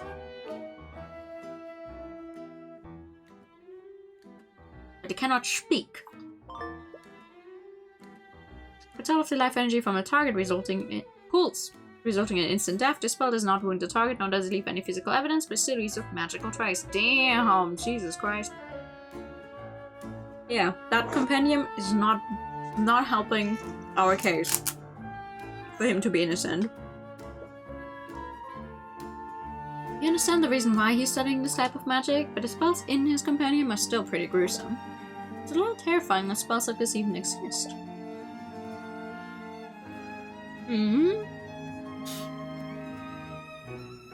Sorry, I know I was being difficult.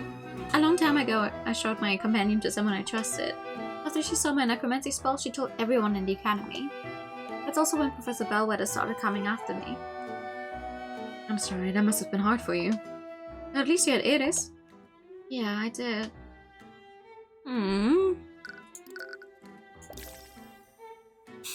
How did you and Edith become friends anyway? Another hint of fear from her. Her fear's related to Enix. Oh, it's a bit of a strange story. Sometimes the other students would steal the ID number off of my locker, then I'd switch it with the one on another locker. He thought it was funny whenever the owner got angry with me. Edith had a bit of a reputation around our school. I'm not sure why, but everyone was scared of her, even the students from the nobility. It's probably due to some baseless rumors. One day someone switched my nameplate with hers. I was so scared when she approached me, I couldn't even say anything. But she didn't get angry like the others, she just apologized and gave me back my nameplate. After that, she randomly started talking to me whenever she saw me. We became friends after that. Oh, that's good for you. Hi, good evening! It's nice. It's a good thing he was able to find a friend in a place like that. Huh? So I have to ask. If it's caused you so much trouble, why are you still studying necromancy? I want to use it to become a doctor.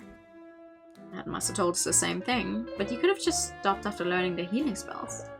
Why are you learning spells that can steal people's life force and raise undead? Life and death are two sides of the same coin. That's a key principle behind necromancy.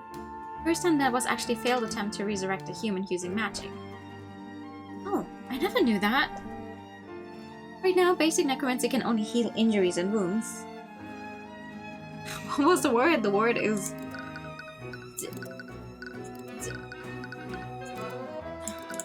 this one. Oh, I'm covering most of it. Prestidigitation.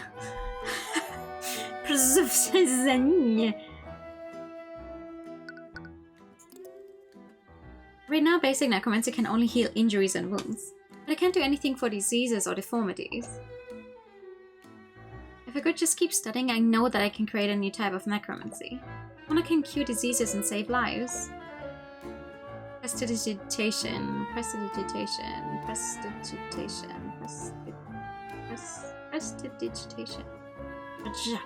He specifically wants to cure diseases. Did something happen to him to motivate him that much? Probably.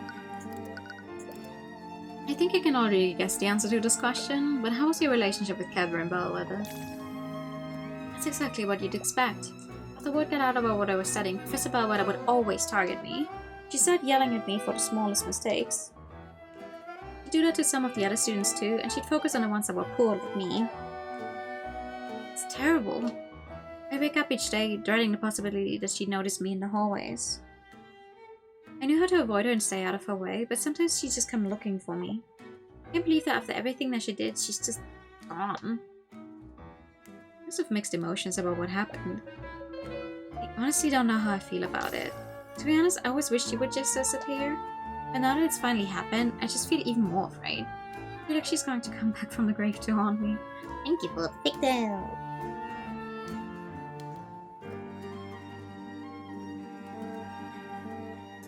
But damn, that a teacher like this was allowed to even keep teaching at the school for as long as she apparently was here. That's awful. Even with Bellwether gone, his trauma will probably still linger. I'm starting to put things together now. Have you figured something out? Yeah, I just need to take some time to think through everything. Let's do it. From one game with bullying at school to another. Hell yeah. Everything is connected. Prosecution wants to implicate Wallace despite his alibi. They wouldn't have the reason to do this unless the evidence heavily implicated him. How does the evidence implicate Wallace? We've learned that Wallace is a necromancer. And he's the only person in the academy that's capable of high-level necromancy.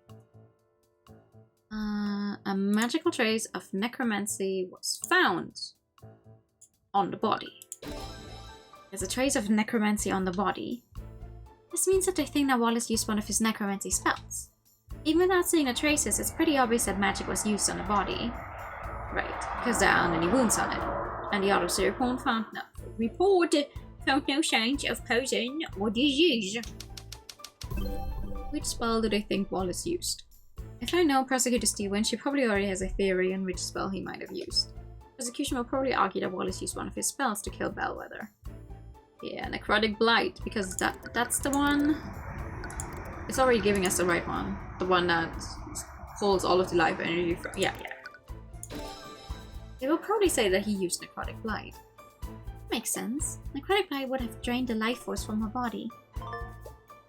That's strange because she wouldn't have been wounded by necrotic blight. Ah, But that's where the contradiction lies. Let's suppose that Wallace did kill Bellwether using necrotic blight. There's something at the crime scene that wouldn't be there if that were true. What is wrong with the crime scene? Bellwether's body was covered in blood. Necrotic blight is a spell that doesn't inflict any visible wounds.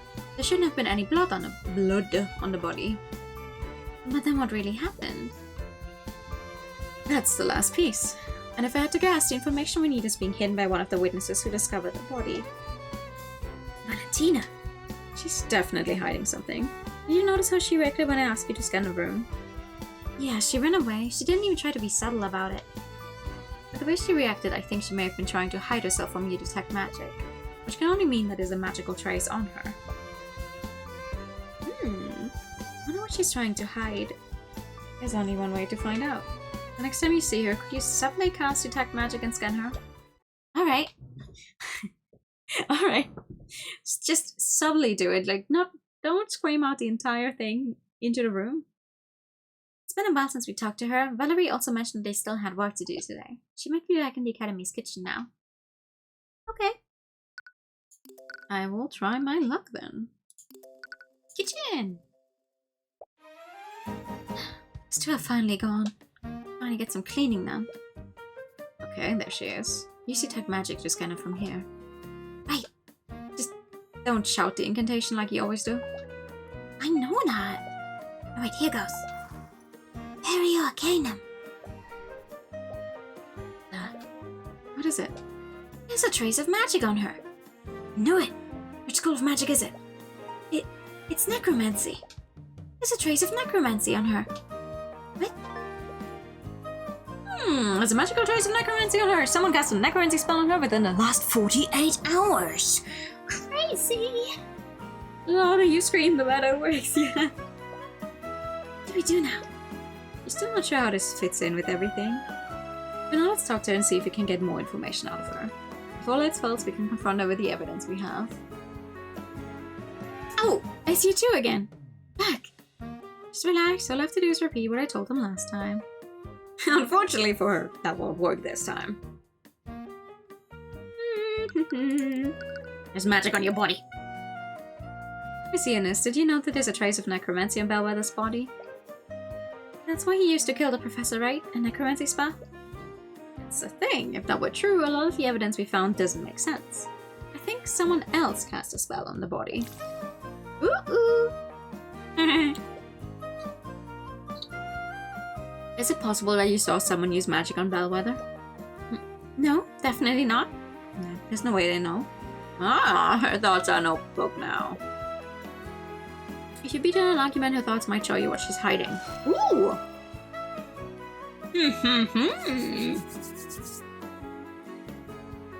Let's go.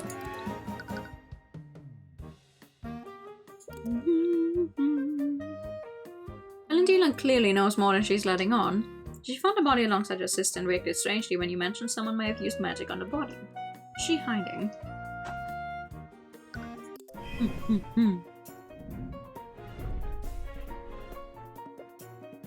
Messianus, from the very beginning, it felt like you've been hiding something from us. There's something that you're not telling us about. What are you talking about? My conscience is clear. I've told you in the nights everything I know. I've got nothing to hide. It's clear. I need to stay calm. The conscience is clear, but you need to stay calm. This one, then. Empathy. Messianus, it's clear to anyone how nervous you are. You can practically see the fear you're emanating right now. Just tell us the truth. It'll be a lot easier for the both of us. Let's say I were hiding something, which I'm not, by the way. I don't have to tell you anything. Why should I tell you anything? I know my rights. Oh. Wrongful conviction. You have nothing to lose but tell us what happened. I know you're not the murderer. I'll make sure you're protected.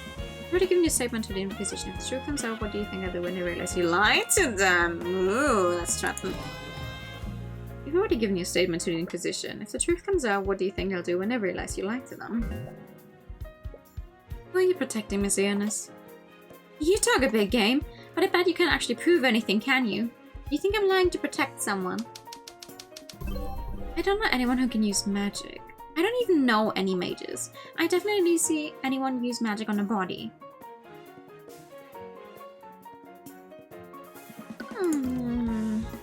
You don't know anyone who uses magic, but there's magic on you right now.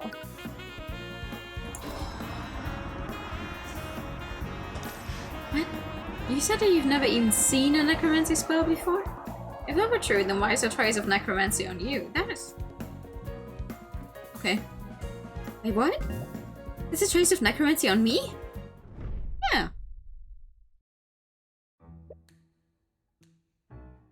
Did she not know about the spell that was cast on her? Well, it doesn't make any sense. If she didn't know about the trace, she wouldn't have avoided Celeste back then. There must be an explanation for this. She successfully argued against Valentina. She probably doesn't know that healing magic is also necromancy. Maybe someone healed it. Maybe she cut herself in the kitchen or something.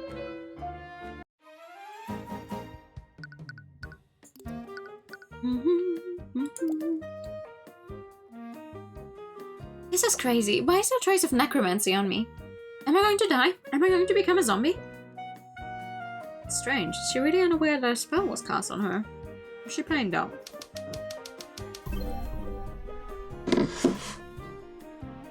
She knows that someone used magic on her, but she doesn't know that the spell was necromancy.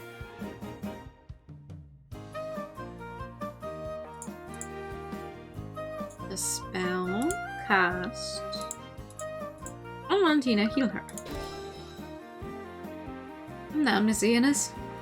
Not all necromancy spells relate to the undead. Healing spells are also from the school of necromancy. Healing spells? So no time she healed the cut. She? That implies that she knows a mage who studies healing magic. That person be a student here. Sorry, I just remembered that there's something else I have to do. I'll be right back. Hey, come back here! She ran away again. I can catch her. There's no way she can outrun me. No, the Inquisition is still stationed around the surrounding areas. They'll probably intervene if you started harassing one of the witnesses. That's true. But we weren't able to learn anything. Actually, I did learn one thing. She has a friend who casts a spelling hell on her.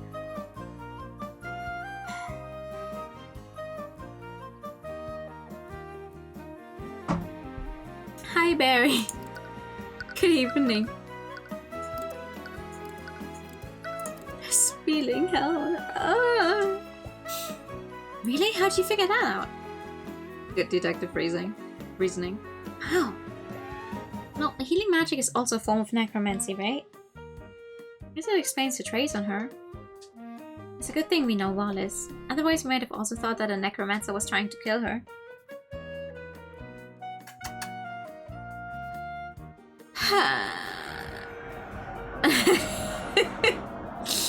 Wait a minute. That's it. What, did you figure something out? This whole time we've been wondering why there's a trace of necromancy on the body. It isn't because someone attacked Bellwether with a necromancy spell. It's because someone used necromancy in an attempt to heal her. Oh, I see. It doesn't matter what type of necromancy spells someone uses. Spells from the same school of magic lead to the same type of trace. It's not just that. The body clearly has blood on it. What would happen if someone used a healing spell on a wounded body? It would close all of that body's wounds. In other words, it would remove any cuts or bruises. Well, interrogating Valentina may have been a dead end, but it still gave us just what we needed to win this case. I'm not so sure that was a dead end. What do you mean? It's not that suspicious that she asked someone to heal her if she injured herself. But if it's only that, why would she go to so much trouble to hide it? It's too coincidental. The wounds in the body were healed by an unknown person, and the person who found the body is hiding the identity of a healer. They have to be the same person. Yes, that makes sense. So, what do we do now? Valentina's definitely onto us. I doubt we'll get a third chance to speak with her. Hopefully what we have now is enough to acquit Wallace. done everything you can. Use what you learned to poke holes in the prosecution's case. And if that doesn't work, you can drag Valentina onto the witness stand and pull the truth out of her. We just hope that what she's hiding is enough to acquit Wallace. Hey, okay. Oh, who the... Spoiled noble. Who the hell are you? I demand to know why you're still holding onto my rapier. It's a precious family heirloom and I want it back. It's evidence in the current case. Evidence? The professor was killed with necromancy. Was she, though? Why are you asking me? You're the one who's investigating this. I suppose it doesn't matter. Just know that I will bring her murderer to justice.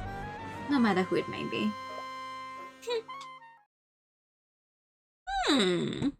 Next, you learn to disguise yourself for 3 attempts to talk to someone. Time to learn this disguising magic.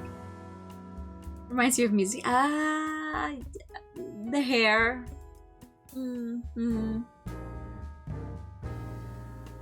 Alright, it's time for the trial. Just take deep breaths and relax. Hi, Tyrion. Celeste. Don't sneak up on me like that. Why are you so nervous?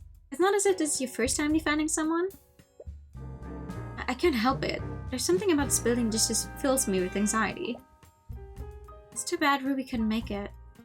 I said that you should calm down for Wallace's sake, but... There's so many people here, and they're all staring at me.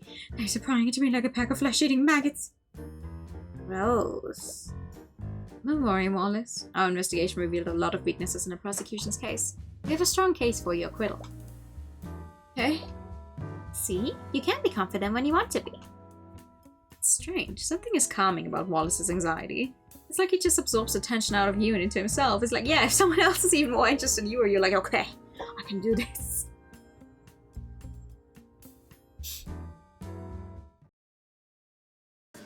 Hey, man. Boom! Court is now in session for the trial of Wallace Nightgrave. Prosecution is ready, Your Honor. Defense is also ready. Very well. Let's begin the proceedings. Prosecutor Steven, could you please list the charges? The defendant is a student at the Vivengard Imperial Academy. Mr. Nightgrave is charged with first-degree murder, negligent misuse of the arcane arts, and illegal practice of advanced necromancy. I may be miserable, but man, that guy's a wreck. It's also how... And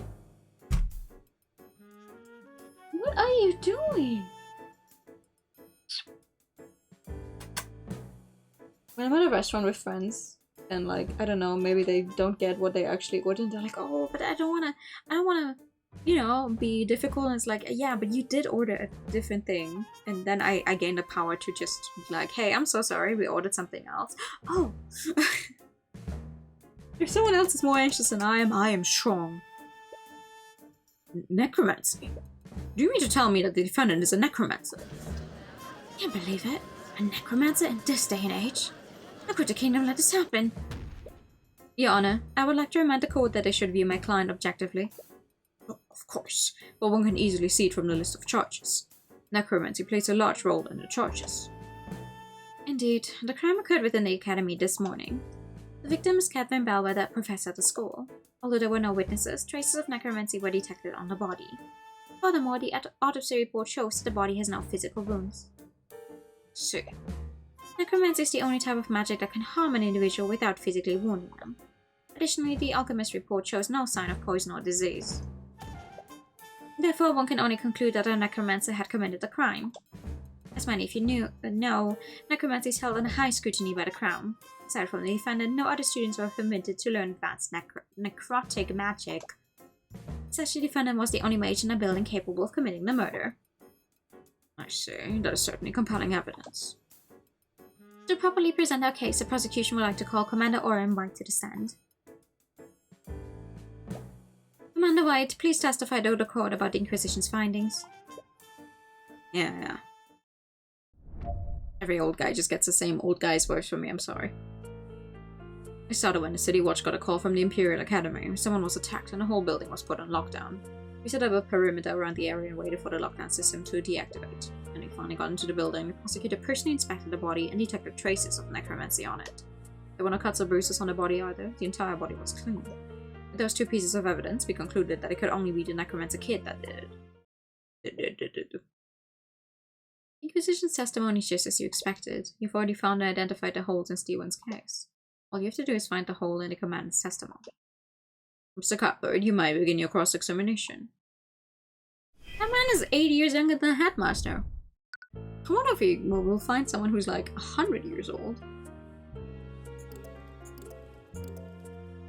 Lots of bruises on the body either. The entire body was clean, but there was blood under the body. Objection! Commander Wyatt, it appears as if you've neglected to mention one key detail of the crime scene. Yeah, what's that? During your testimony, you said that the entire body was clean.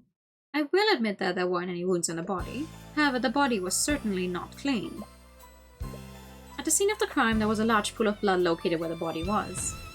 This blood came from the victim's body, and it was definitely not clean like the commandant testified. I'm sorry, Mr. Cuthbert, but I fail to see the significance of this. I'd like to remind the court of the prosecution's case against my client. Accusing him of murdering the victim using necrotic blight, a spell which would not have physically wounded the victim. So why was there any blood at all? Let's not get ahead of ourselves. The fact still stands, there were no wounds on the body, nor were there any reports of poison or disease on the autopsy. There are clearly magical elements in this case. But Catherine Bellwether was bleeding profusely at some point. How else would there be a blood stain on the body? Do you have an explanation for that, Miss Steelwind? No, I'll admit that the prosecution doesn't have an explanation for that. And while I do find the circumstances questionable, all of the evidence clearly points to the defendant. Which spell would leave a trace of necromancy? If the victim wasn't killed with necromancy, where was there a trace of it on the body? I'm glad you asked. I'd like to present a spell that could have left a trace of necromancy on the body. This one. Mend Wounds is still a necromancy spell. Without leaving any scars or bruises. Mend Wounds? Correct me if I'm wrong, but isn't that a healing spell? That's correct, Your Honor. Spells from the School of Necromancy can control the forces of death and life. Mend Wounds is in fact a necromancy spell. Really now? I wasn't aware of this. Now, I'd like the court to consider the following. What would happen if Bellwether was wounded and someone attempted to heal her using Mend Wounds? All of her wounds would disappear from her body. I see. Objection! Objection! Do you honestly think I'm that incompetent, Mr. Cuthbert? Frankly, I'm a little insulted. What? The Inquisition is well aware of what happens when a mage attempts to save a victim using Mend Wounds. The healers that arrived at the scene already confirmed that the victim was long dead. None of them attempted to heal her. Well, what if someone tried to heal her and didn't report it? Please, none of the healers would have anything to gain by doing so. In fact, as a necromancer, the defendant could have easily carried out the described scenario. He could have cast Mend Wounds on a victim after murdering her to confound the investigation. At the end of the day, the burden of the proof is on you. If you could just find out who healed the body, this case is yours.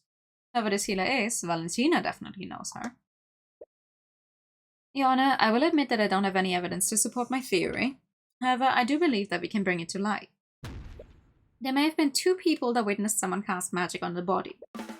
Valentina and Valerie Ionis, the sisters who discovered the body. This is nonsense. We've already questioned those 2 witnesses extensively. If they had witnessed something like that, it would have come up in their testimony. If that's true, then you have nothing to lose by hearing the testimonies. Very well. If you're so confident, let's hear the witness's testimony. It seems the prosecution has no objections. However, if this line of questioning leads nowhere, I will see no reason to further prolong this trial. Do you understand, Mr. Cuthbert? Of course, Your Honor. We just get to call someone on the witness stand. That's cool. It's a guy from before. Is she the necromancer's lawyer? Yes.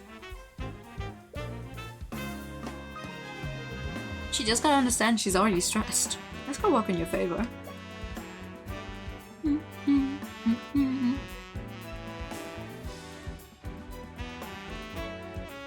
Witness, please say your name and occupation for the court. My name? Witness, there's no need to be so nervous. They merely want to hear about what you saw on the day of the murder. Right, it's just that guy over there, You mean Mr. Cuthbert? Did this man harass you, witness? Wait a minute. Yeah. He's like, super harassed me. Oh, shameful. I would expect a member of our justice system to behave more professionally. Shut up. Anyways, please state your name and occupation for the court, Miss Enos. Now he can prove anything. My name is Valentina Enos. I'm a member of the kitchen staff at the Wyvern Imperial Academy. As I recall, you were one of the witnesses who discovered the body.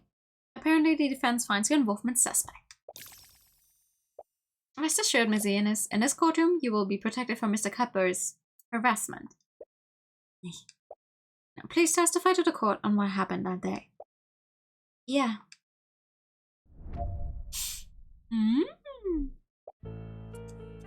I was walking with my sister in the West Wing when we noticed something in a nearby classroom. We looked over to see what it was. That's when we saw Miss Bellwether bleeding on the ground.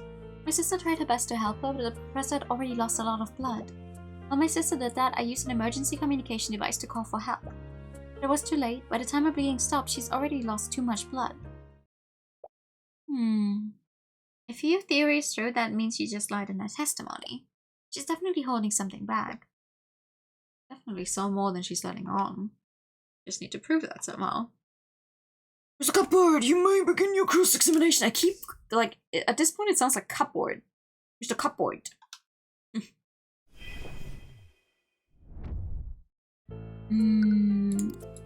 What was she trying to do to help her?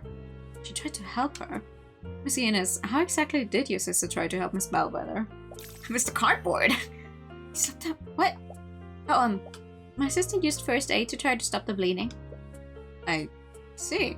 Could you please add that detail to your testimony? Yeah, sure. Used first aid and applied pressure to her wounds to stop the bleeding.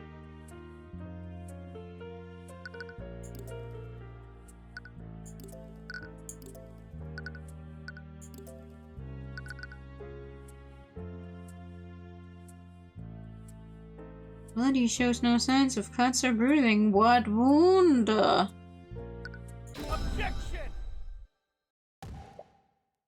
Witness, what is the meaning of this?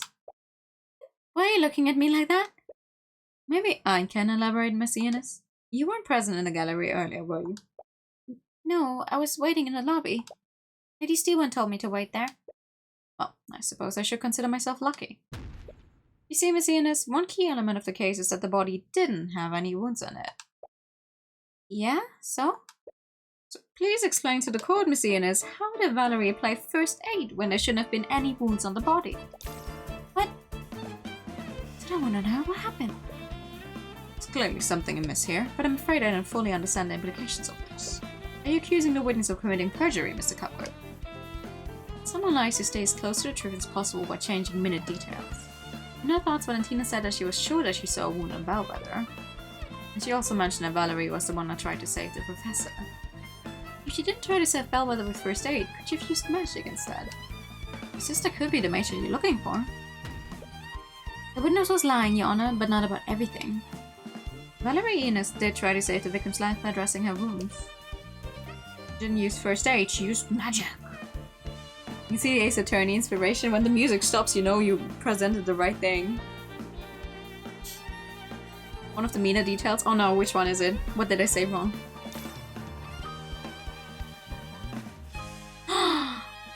No, really?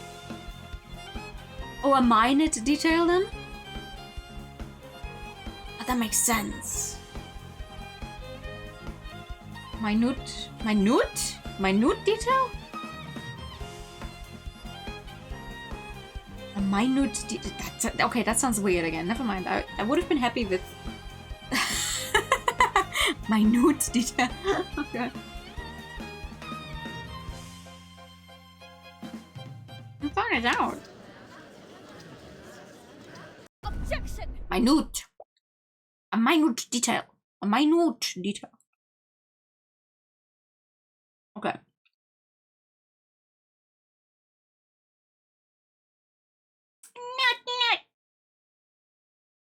I'm sorry, Mr. Cuthbert, but your theory is completely flawed.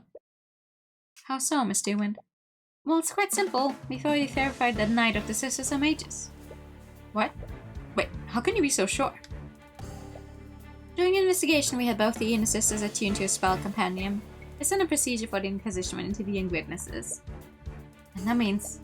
That's correct. Neither of the Ina sisters could attune to a companion. They are identical twins. If you didn't have them attuned to the two books at the same fucking time, they could have just swapped places. Don't even try. That's right, the Inquisition checked us both. Neither of us are mages. I know a lie, I want to see one. Damn it, are you wrong about Valerie being a mage then? That can't be right. I thought said he found us out. That means that you were on the right track. Valerie has to be the mage you're looking for. Celeste, is it possible for a mage to hold a spell companion and avoid attuning to it? No, it just needs to be in the person. When I was arrested, the Inquisition also made me attune to one of their spell companions. They were really careful to make sure that I did the attunement correctly. There's no way a mage could avoid attuning to a companion with them watching you. Right, Commander White may be negligent sometimes, but even he isn't that careless. Yeah, no, she is a very refreshing prosecutor, actually. It's very nice to see that she's also interested in seeing the truth of the matter and not just covering up the truth. Now, if you're done, I do believe that you've exhausted all your options. Wait, I'm still not done cross-examining this witness. What could you possibly hope to glean from a testimony? Valentina should be stressed out enough to see more of her thoughts, but you can't exactly say that you're planning to read her mind. There's one key element of her testimony that the court is overlooking. I have a right as an attorney to complete my cross-examination. Your Honor, the defense is clearly trying to buy time. What happened to the hair changing options? There's not that much hair change available on this model. That's why the others are not on right now. I might be compelled to agree with you. However, I'll also admit that some elements of the witness's testimony are quite peculiar. Currently, we are on pigtails. I will allow the defense to perform one more cross-examination. That was close. Yeah, alright, hold on. Nope. There we go. Thank you for the pasta check and the hydro time.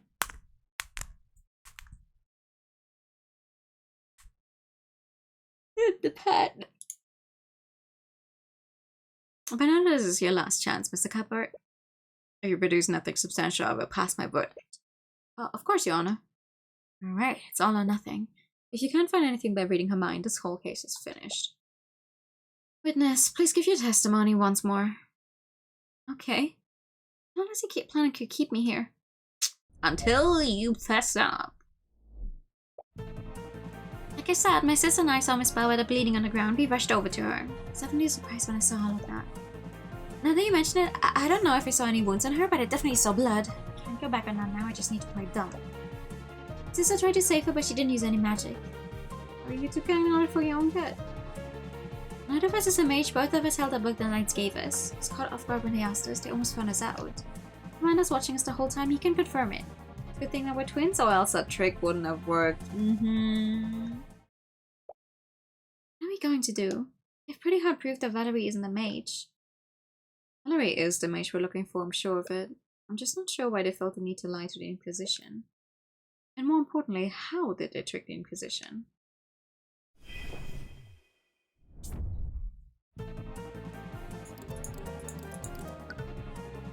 Objection! It's a new option. Miss Ian, your thoughts betray you. What? You found the thought. I must have done something, but what? It must have happened when Commander White was interrogating them. Oh, must have been. Oh, well, look, kept running around him. Running and spinning. Her thoughts also said it's a good thing that we're twins. How did the twins trick the Inquisition? This means that the so-called trick wouldn't have worked if they weren't twins. Valentina switched places with Valerie. Got it. Of course, they switched places. Valentina tuned to the first spell compendium, then she pretended to be Valerie to tune to the second one. Commander White couldn't tell the difference between them. Miss Ionis, there's something I want to confirm. During the investigation, both you and Valerie attuned to a spell compendium. Am I correct? Yeah, the Night watched us do it. And how did he have you do this? Did you both attune to those compendiums at the same time? Or did you attune one after another? What? Why does he know what we did? I fail to see how that makes any difference, Mr. Cuthbert. Yes, I agree. The spell compendiums would work regardless of what order they went in. Well, they wouldn't really if it was the same person touching them at both times. You may not be aware of this, Yana, but Valentina and Valerie Eunice are identical twins. Which means that the physical appearances are nearly identical to one another. If Commander White didn't have them attune at the same time, what would stop the twins from switching places with each other? Objection! This is clearly nothing but baseless conjecture, or it wouldn't fail at such a basic task. Really, Prosecutor Steelman, do you find it hard to believe that Commander White would fail at a task like this? Oh, the poor guy. He's standing somewhere to the side and he's like, hey! Wait a minute, this is crazy. We didn't trick the Inquisition. My sister and I are not mages. Then prove it, Miss Ionis. Bring in your sister and we'll have you tune to two spell companions at the same time. No, wait.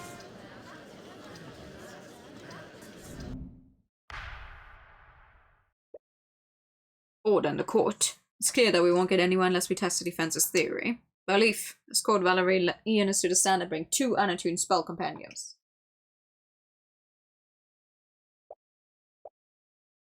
We've had their hands on those companions for the last 10 minutes.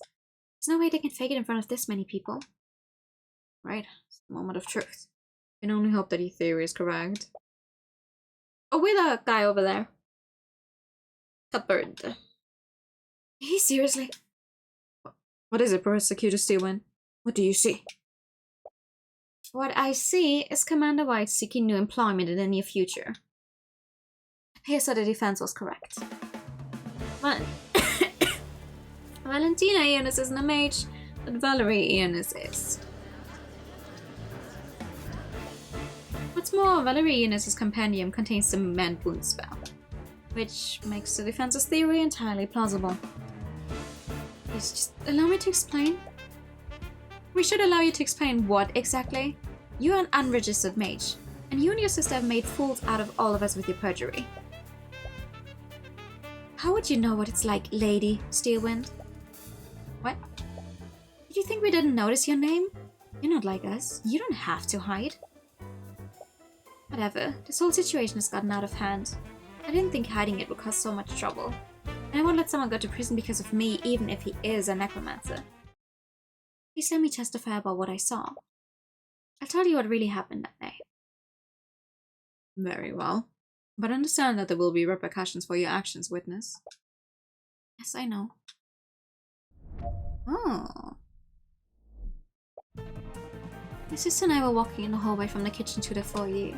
Then I suddenly spotted the professor lying in a pool of blood in a nearby classroom. Valentina used a communication device to call for help while I tried to save her. I saw that she was bleeding, so I cast Mend Wounds on her to close the wounds. But it was too late. I closed the hole in her stomach, but she was already dead. There was a hole in her stomach. Your Honor, as you can clearly see from the witness's testimony, the trace of necromancy was left by the witness, not my client. What's more, it's clear that there was a physical wound on the body. I see. Well, his words trail off. He clearly doesn't want to pass a verdict when there's no clear culprit. He has no choice. The case against Wallace is predicated on Bellwether being killed by necromancy. With Valerie's testimony, the prosecution doesn't have a shred of evidence implicating him. Very well. The court sees no reason to prolong this trial. With these new developments, the court has no choice but to find Wallace Nightgrave not— Objection!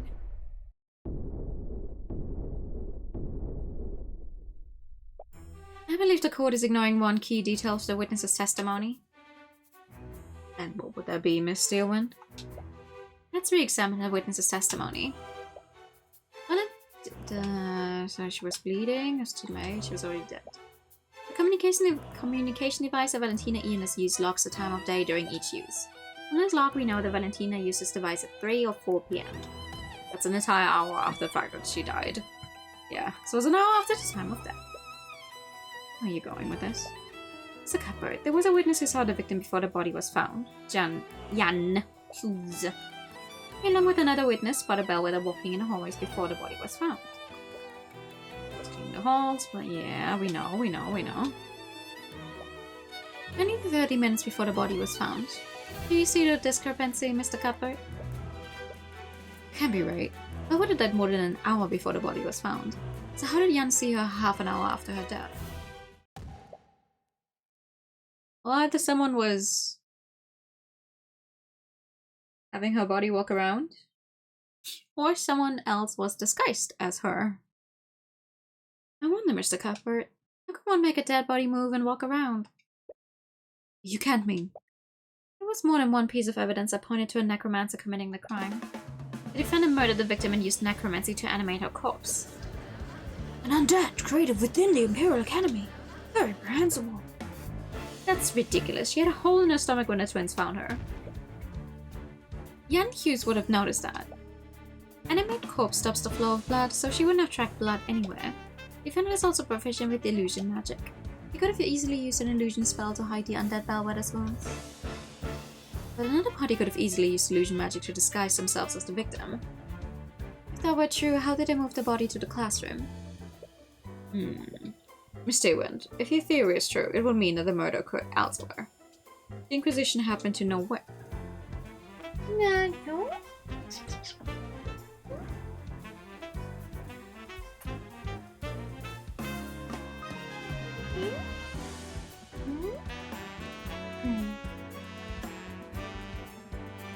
Trying to solve a murder, my guy. No.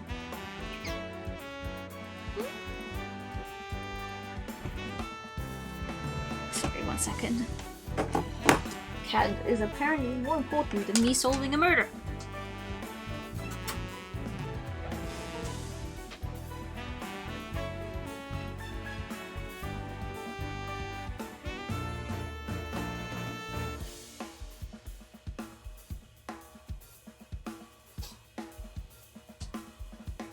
Which, arguably, he's right.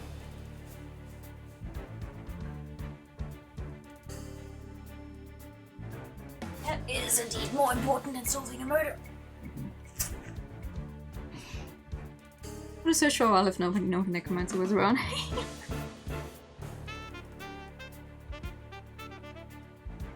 Yeah, we are trying to prove our client's innocence. But that's okay. I also like solving the mystery, even if it's not technically part of my job.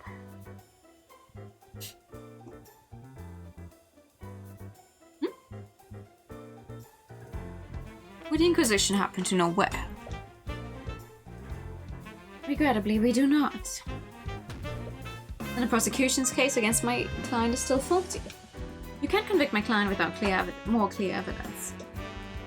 I agree, that's a Cuthbert. But these new developments, the court sees it fit to suspend the trial for the time being. We will give law enforcement time to investigate these unknowns. Court proceedings for this case will resume tomorrow morning. Court is adjourned. Schmack. I do in fact still not know Melchishida, no. Are you feeling okay? A body seen moving around an hour after death. Clearly wasn't Bellwether, at the very least she wasn't alive when this happened. So what was it? Tyrion? It's illusion magic involved, there has to be. But which spell was it? Could have been illusory disguise. Tyrion! What? Been quiet since the trial ended. You were making me worried. Sorry, I was just thinking about what Steven said. You mean about the theory? It's a little creepy when you think about it. You really think someone turned the professor into an undead? I don't think so. The prosecution's case is hinged on one clear fact, that Wallace was the only high-level necromancer nearby. We have to assume that he's the only person capable of using that type of magic. But then how was she walking around? I don't know, it doesn't make any sense. It's a given that Wallace didn't touch the body, so we can discount the use of high-level necromancy. No matter what, someone used an illusion. But aren't there spells that can create freestanding illusions, not just disguises? I honestly don't know. We need to talk to someone who knows about that type of magic. Didn't Iris say that she was studying illusion magic?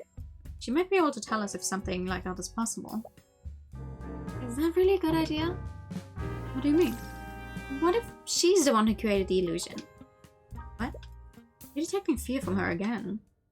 Celeste, are you scared of Iris?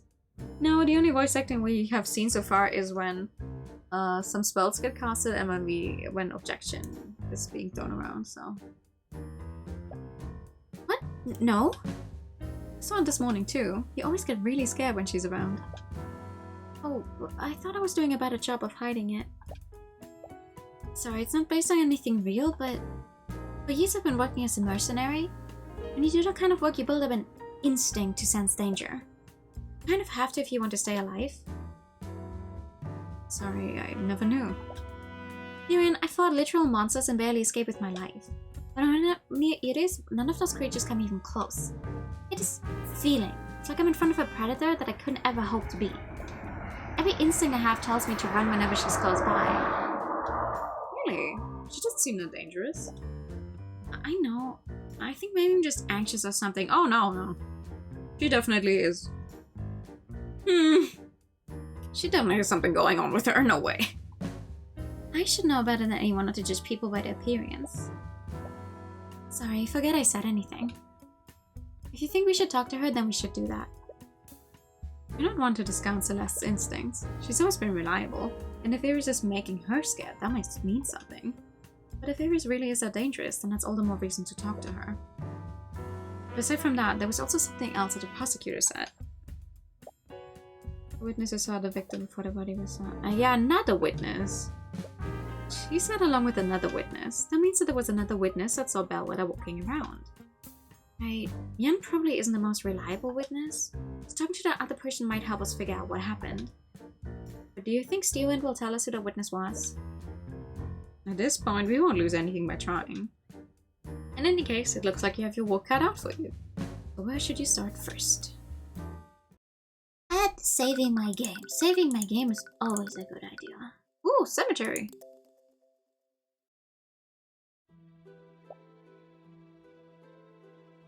I wonder how long the case is. Because I don't think I'll be able to finish it. I think it's already just a tad longer than the first one. Tyrion, what are we doing here? I'm not sure. For some reason you felt drawn to this place. Is that Iris? Celeste points further into the cemetery. There you see Iris standing in front of a gravestone. She's placing flowers on it and appears to be chanting a short prayer. Well, we found her. We can save the game at any time we want. But they do give you prompts at the bigger changes. We should probably talk to her later. It would be rude to disturb her now. As you're about to leave, Iris suddenly turns to face you. She's far away, but you can see her beckoning you over. Oh, that's nice. Hello there, were you two looking for me? Sorry, we were looking for you, but we understand if you'd rather talk later. No, I was just finishing up here. Did you have something you wanted to talk to me about? Well, we wanted to ask you some questions about the case. Oh? Oh? The trial. This was my first time watching a court trial. You were truly remarkable. Thank you. Were you in the gallery? I always enjoyed watching physical battles in a theater, but I see now that battles of wits can be just as entertaining to watch. Oh, okay. Thanks. Entertaining. Yeah, I know what you mean. You see the odds are stacked against him, but then he suddenly pulls out this crazy deduction and steers the trial in his favor. I never really thought of it like that. I'm sure it's far more entertaining to be the one making the deductions. I'm not really sure what you mean. I practice law so that I can help those persecuted by the justice system. I don't really do it to entertain myself. Is that really true? And do you find the experience even the least bit entertaining? Oh! What the fuck? Oh, is this the part a friend told me about where they kind of Right, okay. We'll see if it is. I wouldn't really put it that way. You're far too modest. You save people from the clutches of death. If you're climbed, you might as well be a knight in shining armor. Okay. Whatever you say, girl. Miss totally trustworthy illusion magician. Earlier you said that you were studying illusion magic. I am. Do you want to ask me about the prosecution theory? Yes, actually. How did you know? It was easy to guess after seeing you in the courthouse. Anyway, disguising an undead with an illusion is definitely possible. And as Lady Steele once said, illusory disguise would be the best spell to use for that. What if someone created a freestanding illusion? A freestanding illusion? Yeah, we know that Wallace didn't animate and disguise the professor's corpse. So what if the illusion wasn't disguising anything? Maybe someone created a freestanding illusion of Bellwether walking around? Something like that, one would probably use major illusion. Oh. If it's a three-dimensional illusion, the illusion can take the form of any object or creature that can be contained in a 10-feet cube. Concentrating, the caster can animate and move the image to a different location within range. The illusion is purely visual and can't be physically touched. Well, that's not it then. Because she ran into a vase and knocked it over. So, definitely could be physically touched. Was not a major illusion then. No, we only get a few spells when they're actively talked about, then we get their information. And if we get compendiums, but we don't have like a thing that just shows, oh, this is every single spell in existence. That doesn't exist. And we ourselves were not a spellcaster. We're not a mage, so. What is it? I don't think major illusion is what we're looking for. Do you remember what Jan said?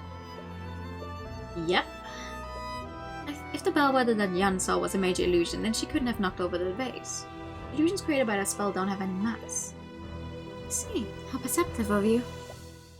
Aren't there any other illusion spells that do have mass? No. Illusions can only recreate visual and auditory sensations. There isn't a single illusion spell that someone can touch. So that means that someone disguised something to make it look like bellwether. It could have been one of the arcane helping thingies. They have her voice already anyway. I'm assuming Be Quiet is also a voice line of hers that could be on that thing.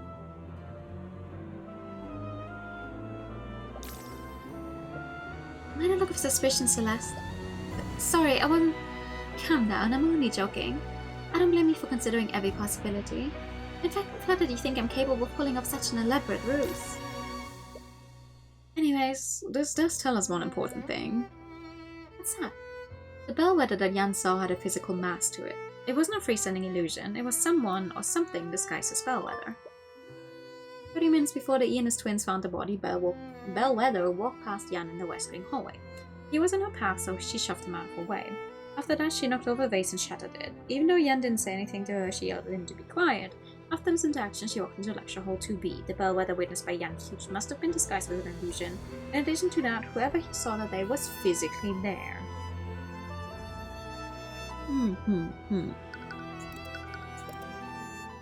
It's quite a shame, isn't it?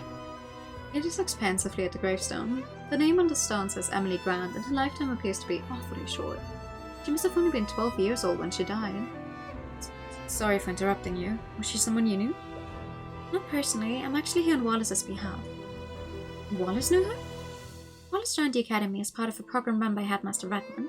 At the time, the headmaster was reaching out to mages among the common folk. He had started a program to admit these mages to the academy without having to pay tuition. Both Emily and Wallace were among those mages. Oh, that must have been an amazing opportunity for them. Truth is, neither of them actually cared about learning magic. The real problem was that Emily had a terminal illness. She and Wallace were poor orphans, and they obviously didn't have the resources to treat her. But if they're enrolled in the academy would be obligated to give her medical treatment. The Empirical Academy teaches the best mages in the kingdom. They thought that curing her illness would be an easy task for the academy's healers. They were mistaken, I'm afraid. I'm sure you noticed by now, but healing spells can only treat wounds. They can't cure illnesses. Emily's condition only got worse over the years, and eventually she succumbed to her illness.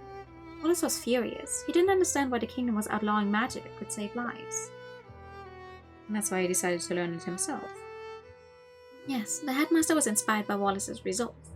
He even access to the Academy's forbidden tomes of necromancy, and Wallace taught himself the spells that he knows today. Actually, if you guys are interested in a magical system where people also ask, why, if we have the means to do something to help people, are we not using it? Why is this outlawed? Please read Witch Hat Atelier. It's very good manga, and it's also fun, getting an anime sometime next year.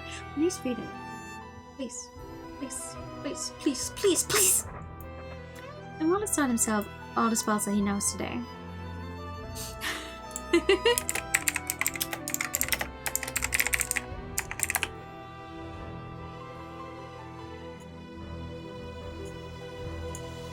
So good. It is.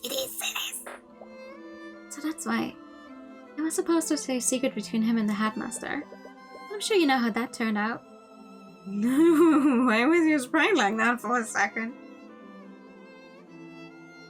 I do know. Can I check for traces on this one?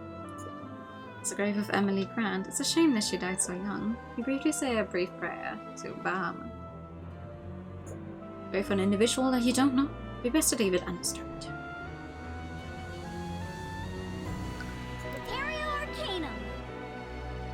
Oh, sad. I'm gonna keep doing it on every single thing I can do it though.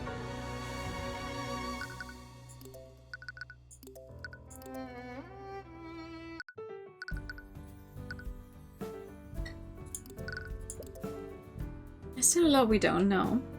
Yeah. We know that Wallace didn't kill her, but did the true killer really murder her there? You need to go there to find out more. Oh, okay. And where should we go next? Prosecution believes that Wallace killed Belwood in the library. We didn't really investigate that room the first time around. We might be able to find some new leads there. Libraryman. Oh, it's you, Mr. Cuthbert. Steven, what are you doing here? After what happened at the trial yesterday, I decided it would be best to start my investigation here. Right. Wallace was in the library for the entire morning, so it would make sense that she started research there. Actually, since I have you here, have you seen Iris Illmother anywhere? It's my understanding that you're both acquainted with each other. Iris? What do you want with her? It's not for anything serious, mind you. No? It's just that Alpha of Commander lost her spell companion. Now we need her to produce another one for our... Oh.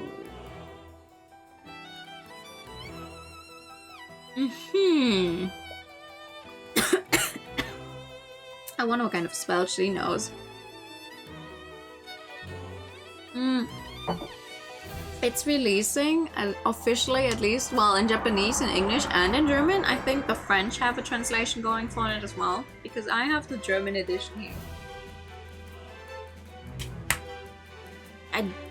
Thank you. I don't know what you're blessing me for, but thank you.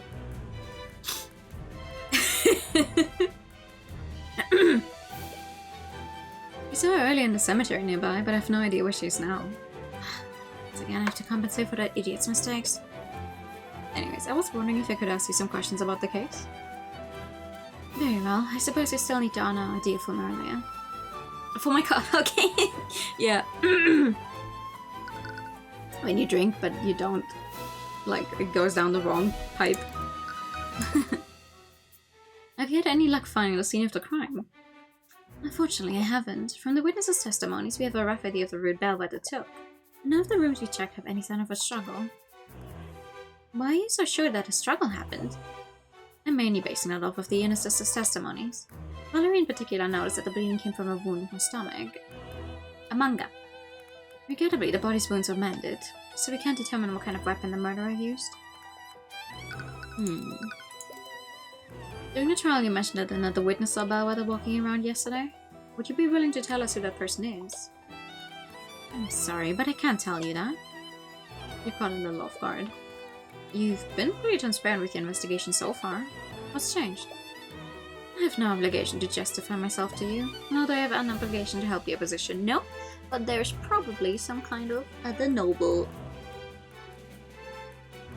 involved again. Didn't we have a deal? Hiding information doesn't exactly seem fair to us. I believe I've given you plenty of information already, so regardless of what I said before, the answer is still no. Family is dangerous. The of course catches a stray thought from her. Her family is dangerous. What does that mean? Is there something about this witness's family that you're worried about? Oh! This could be a feint. I'm sorry, but you have to try harder than that if you want to bluff me. She referred to the witness as her. Furthermore, she said that her family is dangerous. No? She thought the family is dangerous. Why would she go to such lengths to hide the witness's identity? In any case, it looks like she's not willing to share more at the moment. Maybe you should try looking somewhere else. Okay. Can I use magic? Oh. The library's full of books for educational purposes. It's too bad I don't have any fictional books. Were you looking for a novel to read? Yeah, I was hoping to have some mystery novels I could read. You like mystery novels?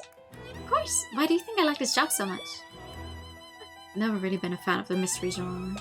What? But your whole career is about solving mysteries. Exactly. It's exhausting. When I read a novel, I just want to read about simple fantasy stories and classic heroes. Yes, that makes sense. How about you, Steelwind? I don't really have time for such things. Of course you don't. It's a holy text from the Church of Bahamut. I read some of these with Edis earlier. I've been meaning to ask, do you guys worship dragons in Vivengard? I've never really been the religious type. I've seen some devout worshippers in the capital. It's the most prominent religion here. The Scale Lord of Italian is said to be the source of all arcane magic. No wonder that he's such a large part of our culture. Okay. To get over the world, it's amazing how many other nations there are aside from Vivengard. I've been to most of these places. You should come with me next time, Tyrion. Isn't traveling through the border heavily restricted? Oh, Don't worry, I won't report you. I can't exactly blame you for wanting to leave. She was just doing her job. Tables for students to sit up while they study. I think I could handle studying here day after day. Due to constant misuse of the arcane construct's voice systems, voice lines can now only be said by Headmaster Redmond. Is that why I can't make the construct say things? The constructs speak using Professor Bellwether's voice. Unfortunately, there was an open invitation to many of the students. A lot of them ordered the constructs to speak several obscenities using her voice. But why is Headmaster Redmond the only person allowed to set the voice lines? There were also rumors that several faculty members partook in these powers. I can't blame them for wanting to let off some steam. Okay. Detect magic? Arcanum! Okay. Arcanum!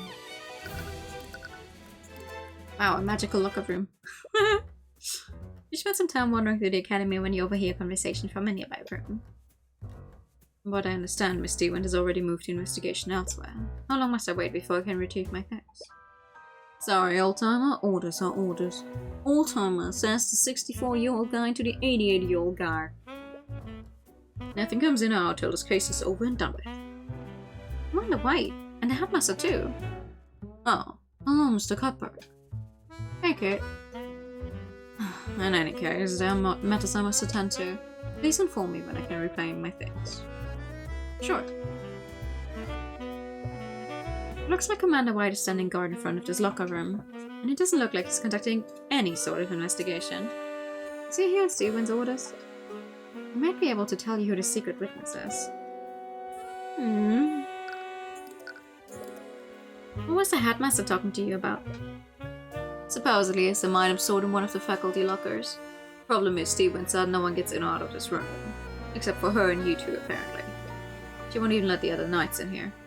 Oh. Really? Is that normal? Nope, but things rarely are when she is calling the shots. Why would she give you access to the crime scene if she wasn't even letting the knights in?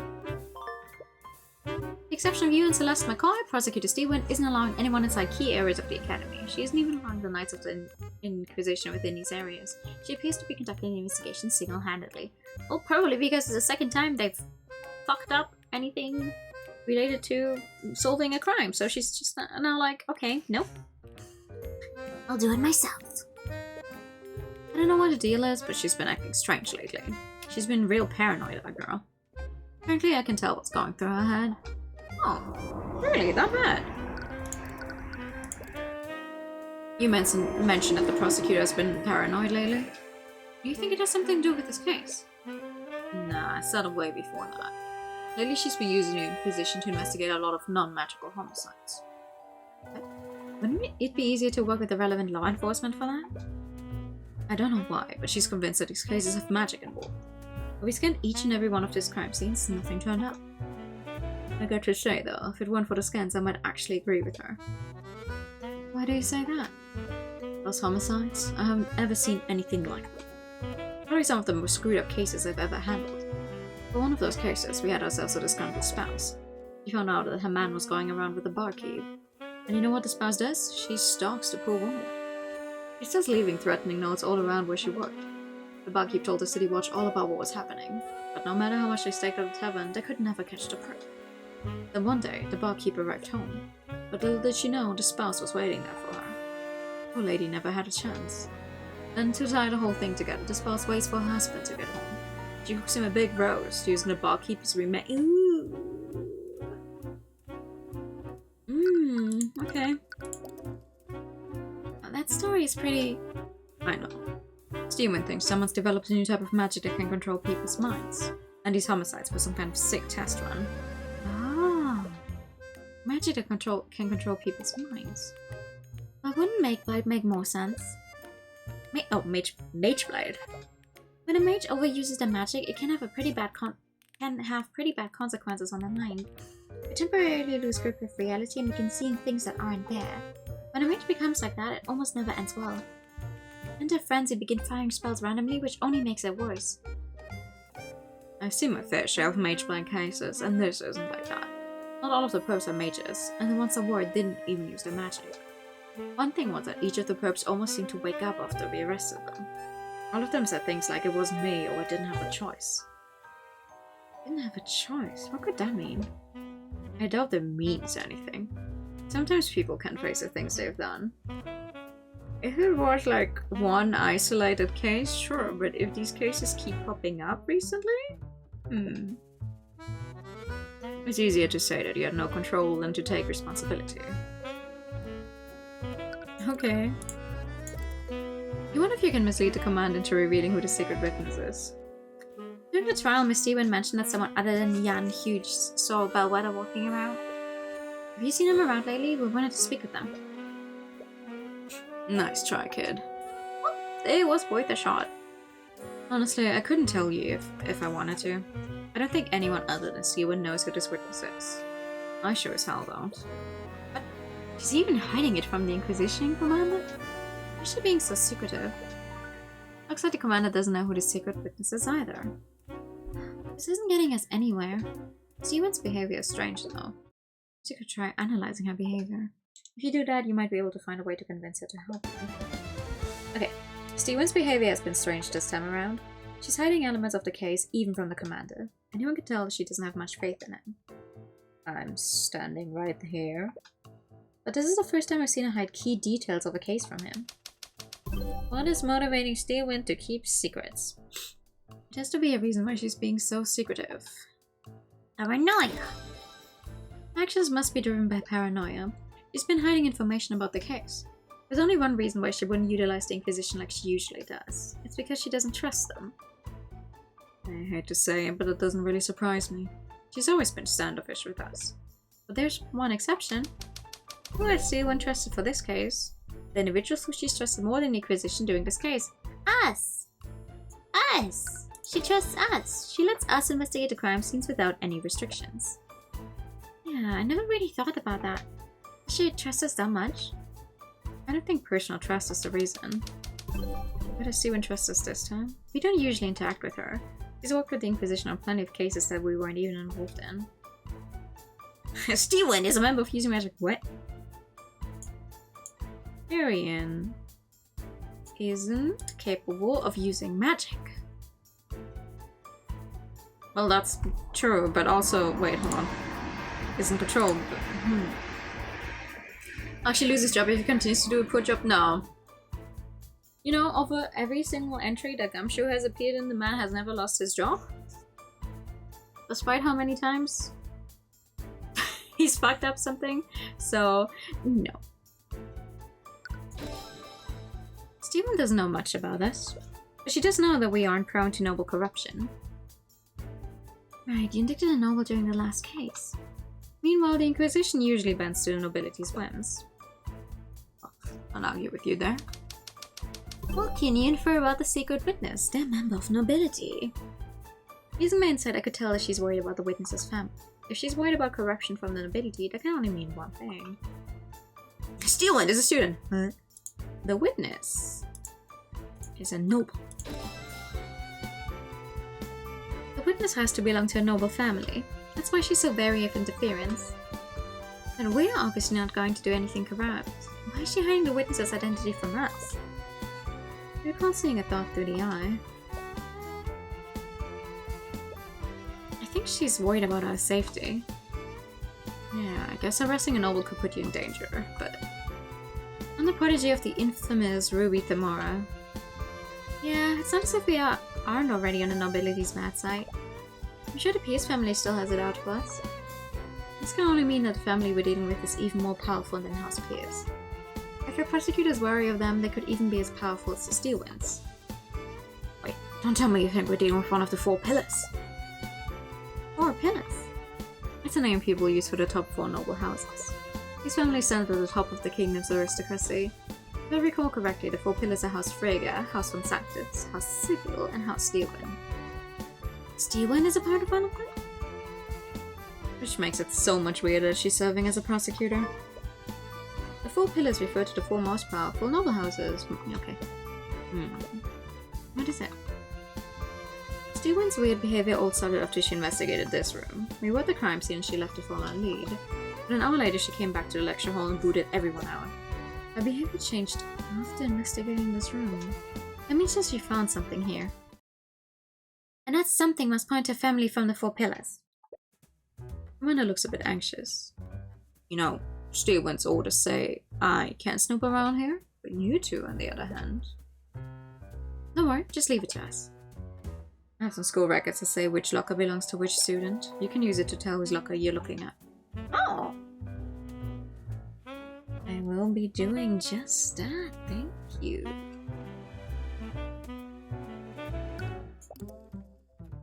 Isn't an arcane construct in the back here? It's probably here to aid the students. Anyways, I don't think it's relevant to our investigation. Perhaps you should make a small note of it anyways. An inactive arcane construct in the academy locker room. Use the legend that the commander gave you. You look carefully across the list and find some notable student names. Oh, you open Wallace's locker. Inside you find a bottle of fragrant liquid and something that looks like a makeup kit. Huh. I didn't expect Wallace to use stuff like this. It does seem strange, but it's not your place to judge. Anyways, you should try looking through the other lockers. Use the legend the commander gave you. You open the locker with Miriam Freyga's ID number. Inside you find a stack of worn-out textbooks and notebooks. Wait a minute. These notebooks all have Wallace's name on them. You open the notebook and look through its pages. It appears to be research on the art of necromancy. These are Wallace's notebooks. But why are they in Miriam Freyga's locker? Did Miriam steal his things? Let's find one here. You and Celeste check the locker more thoroughly. Wait a minute. Tyrion, look at this. That's blood. There's a stain of blood inside the locker with Miriam Freyga's ID number. That's crazy. What's this one? Inside you find several bottles of some kind of transparent lotion. There's nothing but lotion in here. Oh. I wonder why a student would need this much lotion. I take one of the bottles to inspect it more closely. Wait, Tyrion, don't touch us with your hands! It's some kind of sanitizing liquid. It's a little strange, but doesn't seem to be related to the case. Okay. Warren Sybil. Inside you find some textbooks and a neatly stacked deck of tarot cards. Oh, it's like those cards that fortune tellers use. One of his students studies divination magic. Anyways, I don't think this is related to the case. Here's a legend the commander gave you. Look carefully across the list and find remember. Okay, that's all of them then. We found a few things, but I can't really make sense of any of it. We should look at this from the prosecutor's perspective. Steven found something in one of the lockers. Whose locker had the most suspicious evidence? Whatever that was, it made me extremely paranoid. The first one, yeah, the Freyga lady. No matter how we look at it, we found some insanely suspicious things in Freyga's locker. They have Wallace's notebooks and even some blood. Blood is certainly strange. It implies that something bloody was stored here. Do you think someone stole it? No, actually. I think it was Steelwind who took it. Oh, right. Aura mentioned as she investigated this room. She must have taken the bloody item as evidence. But with that said, there's something else that's strange about Miriam Freyga's locker. It had a lot of Wallace's possessions. It's possible that she really did steal these items from him, but it's more likely that this locker isn't actually hers. Oh! They just switched the ID numbers. Maybe that's also why, okay, her locker would have the makeup in it. Remember what Wallace told us before? Yeah. So someone switched the nameplates. This means that this isn't Miriam Freyga's locker, it's Wallace's. But that would mean that the bloody object came from Wallace's locker. It appears so. But if that's true, why didn't Steven present the bloody item during the trial? I proved that Bellwether was wounded before Valerie healed her. Wouldn't that have been the perfect time to present what she found? It was a bloody item found in the defendant's locker after all. She could have easily proved that the nameplates were switched too. Right, that is weird. Something more to this that you aren't seeing, but what? I think we'll just have to ask Steven ourselves. Can I? Okay, no. I can't use it on absolutely everything. That's so sad.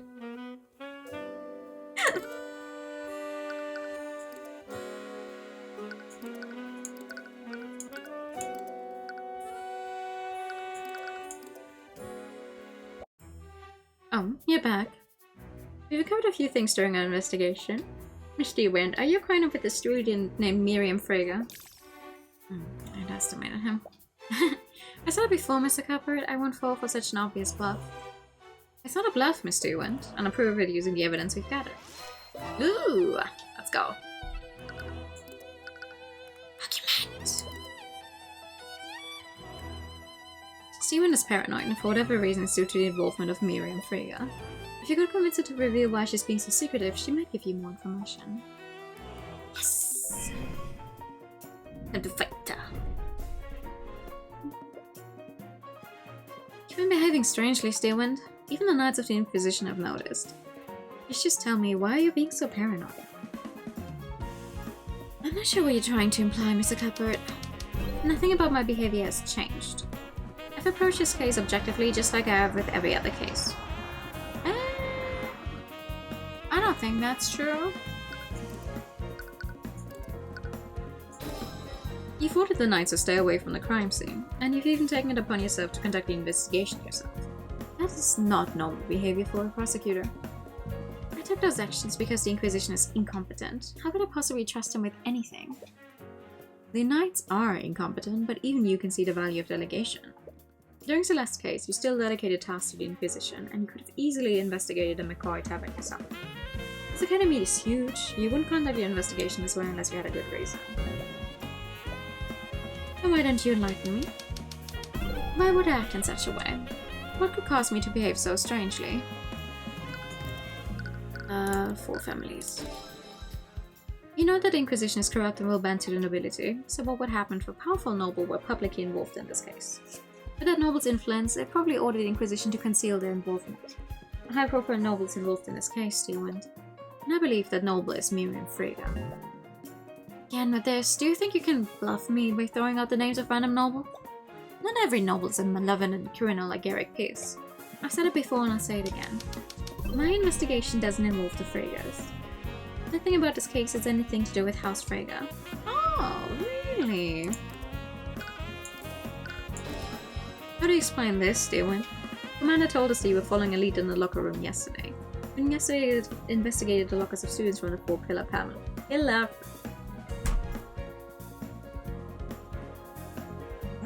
families! And we found stains of blood in a locker with Miriam Freyga's ID number, and it was presumably left by a bloody object. The bloody object was taken by someone, and we heard that you became extremely paranoid after you found something in the locker room. If I had to guess, I'd say that you took the bloody object as evidence. And what evidence do you have to support these outrageous claims? What? The only thing you have is evidence of a bloodstain. There's a myriad of explanations for that. Everything else you mentioned is pure speculation. You can prove that piece of evidence exists. I could have found any number of things in that room, or possibly nothing at all. Okay, see how wrong that is. Let's not be coy. If you don't present what you found to the court, I have no choice but to pull the owner of the locker onto the stand. Ooh, threatened. You found an object in the locker with Miriam Frigga's nameplate on it. If you don't present what you found to the court, I have no choice but to pull the owner of the locker onto the stand. That's ridiculous. We both know that the locker in question belongs to Wallace Nightgrave. Can you unequivocally prove that, Miss Stewart? Because the way I see it, there's a lot of room for doubt there. Enough for me to pull Miss Frigga onto the witness stand. But if I had more context, maybe I wouldn't have to resort to that. Hehe. Well played, Mr. Cuthbert. I suppose I don't have a choice, do I? You successfully persuaded Arya Steelwind. Just so we're clear, I wasn't acting to protect the nobility. I'll admit that Miriam Frigga was the Edna witness that saw Bellwether that day. So, I had some suspicions, but that's also another matter. Stephen looks uneasy. When I was investigating the body, I found this. A tightly packed folder containing several documents. The documents contain evidence detailing multiple incidents of plagiarism, fraud, bribery of school officials, and various other offenses committed by Miriam Frigga. Damn! Looks like Miriam's been cheating at school. But why would Bellwether have something like this? From the way it's arranged, I think it might have been blackmail. Miriam Frigga is considered a prodigy in the practice of conjuration magic. She won a litany of awards, and she will most definitely graduate with honors. If these files were to reach the public, it would absolutely ruin her reputation. Do you think that the professor was trying to threaten her? It appears so. When I discovered this, several elements of the case were still unknown. I decided to look through her belongings, and I mistakenly looked through the locker with her ID. I found this in that locker. A rapier covered in blood. It was found in Wallace Nightgrave's locker. Apparently it's a valuable family heirloom to House Frigga. It was reported stolen by Miriam Frigga weeks before the murder. It's very likely that this is the murder weapon. This rapier is a valuable family heirloom for House Frigga. And a few weeks ago, Miriam reported that the rapier was stolen from her room. And then it was found in Wallace's locker. Not that I'm complaining, but why didn't you present us in court? To be honest, I'd like to avoid involving House Frigga by any means necessary. I knew it. You're just protecting her, aren't you? Miss McCoy, do you recall how Vivengar's justice system works? To acquit a defendant, you need to unequivocally prove that they didn't commit the crime. To do that, they either need a solid alibi, or we need to prove that someone else committed the crime. What do you suppose will happen if you bring Miriam Frigga onto the stand? House Frigga won't allow one of its members to be indicted in a court of law. They'll plan to forge evidence to implicate your defendant, and they'll use the Inquisition to do so. That's why we've been keeping them away from the investigation. Can't you do anything? The Stevens are powerful too, aren't they? I don't have the support of my house. Right now I'm just a prosecutor, nothing more. Steven, you know that this isn't fair for us. Just do nothing. Do nothing and let us win. Celeste! If you can't go over Miriam, then you can at least help us save Wallace. I'm not going to do that. Why? What if Miriam Frigga is the real killer? Her sword is the murder weapon and Bellwether was trying to blackmail her. I seem to recall another case when an innocent person's sword was used to frame her. As a prosecutor, it is not my place to decide who's guilty and who's not. I won't engage in corruption, even if it's to counter corruption from another noble house. I'm sorry. Do you know where Miriam is right now? Didn't you hear what I just said? You can't let her think that there's even the slightest possibility you indict her. She'll bring the entire wrath of House Frigga down on you. Regardless, I can't do anything for Wallace unless I know everything that happened. Frigga has the last piece I need to put everything together. Suppose I don't have much of a choice, do I? The dormitory is room 107. I imagine I should be there considering that classes are suspended. Thank you, Steelwind. If I don't tell you, I'm sure you'll probably just find out using some other means. Please, Mr. Cuthbert, be careful. It is so refreshing! So refreshing to have a non-corrupt corrupt prosecutor, or who is at least trying to not be corrupt about it. Oh my god, what the fuck kind of room is that? You follow Miss Steven's directions and find Miriam Frigga's dorm room. The door leading inside seems a lot more ornately decorated than the other rooms. You go to knock on the door, but you don't realize that it's only partially closed. As your fist comes into contact with the wood, you accidentally push the door wide open. Hey! Excuse me? How dare you barge into my room? These insects have no respect. Sorry, I meant to knock, but... Construct, remove these hoodlums from my room. Acknowledged. In the corner of the room, an arcane construct stands up and starts making its way toward you. Before you can protest, it raises its fist to hit you. Ooh! Oh, cool sprite. You only have enough time to raise your arms and brace yourself for the impact. Close your eyes and wait for the blow. But instead, you hear the clang of steel against steel. Confused, you open your eyes and see Celeste standing between you and the construct. You saw the stone and she's using it to block the construct's fist. On taking a closer look at Celeste, the student stares curiously at her. Construct, stand down. Acknowledged. I'm terribly sorry for that. I wasn't aware that this was your servant. Celeste looks angry but puts away her sword without a word. I haven't noticed you around campus. Are you a new student? If she's personal attendant, she must be Oh no!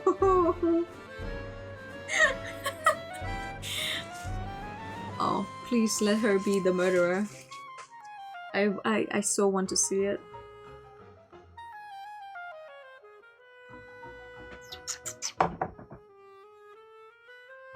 Was ist denn mit dir?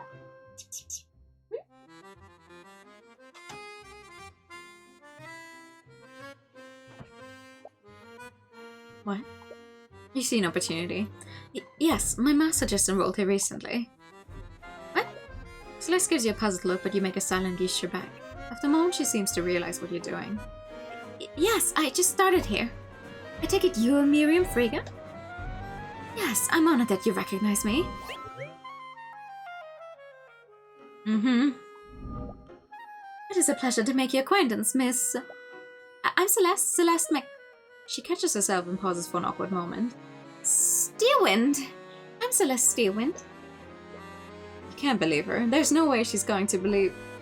Steelwind? It's a pleasure to meet another member of such an esteemed house. Ah! You are free to share your observations. She must be from a branch family. Maybe I can use her. Oh. She's actually buying this. I just moved in, and I thought that I should introduce myself. Seeing as you're a top student in the field of conjugation. Conjuration? Yes. Oh, there's no backing out now. Let's go! Was denn?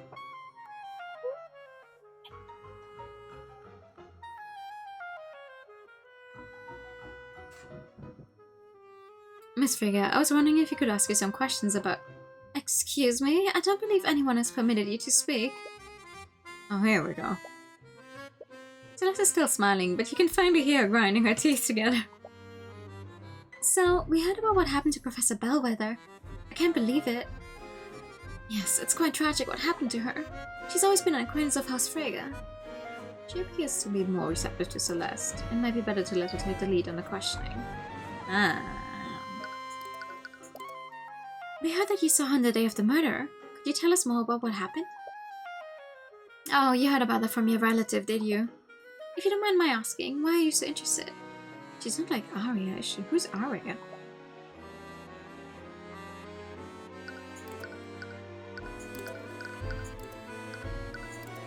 Oh, that's her first name. My bad. Oh, you know, I'm just curious, that's all. You know how uneventful life can be sometimes? Being a noble and all. Alright, tone it down. Yes. Yes, we are apparently able to read some thoughts. Oh, is that all? I was worried you were going down the same path as a poor confused Arya. What do you mean by that? But I'm in the middle of a study break anyways. I suppose I have some time to sate your curiosity. Construct, please prepare some tea. Use a lotus tea we imported from the Eastern Kingdoms. She could be useful if I can win her over. Funny! Not quite magic. That is not further explained. He just has that ability. Acknowledged. Lotus tea? You have lotus juice? You feel like you're slowly losing control of the situation. I heard that you saw the professor on the day of the murder. When did this happen? I was in the hallways when I saw her coming out of the headmaster's office. She was heading towards the library. Do you remember what time this happened? The only one is our mentor. No, the only one who knows this is our mentor. I'm not sure, honestly. It's a little embarrassing, but I have a bad habit of getting too absorbed in my work. Sometimes I let entire hours pass by without noticing. Do you have a rough idea, at least? I think it was in the morning. She thinks it was in the morning? But anyways, did anything seem off about her? No, it was a short encounter. I merely greeted her and she responded in kind. Or at least that's what should have happened. Oh. Not just now, what does it mean? You slowly glance at Celeste and catch her attention. Small motions, you shake your head to indicate that Miriam is holding something back. Were you and the professor really on good terms? I heard she was pretty mean towards the other students. And towards the riffraff maybe, but not to students like us.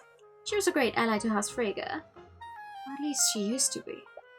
That's why we were planning on appointing her as the new headmaster.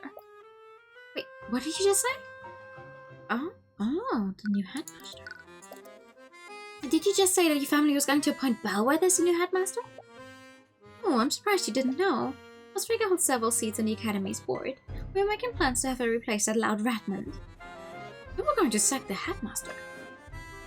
Did the headmaster Redmond know about this? Oh, of course not. This was part of a large-scale plan.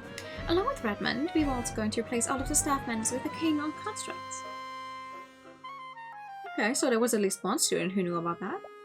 We had to keep everything under wraps or else the hell would have left prematurely. And where would Dad leave us? But Yen supposedly overheard Bellwether talking about the constructs. Did Bellwether prematurely reveal the plan? Or was he lying about how he found out?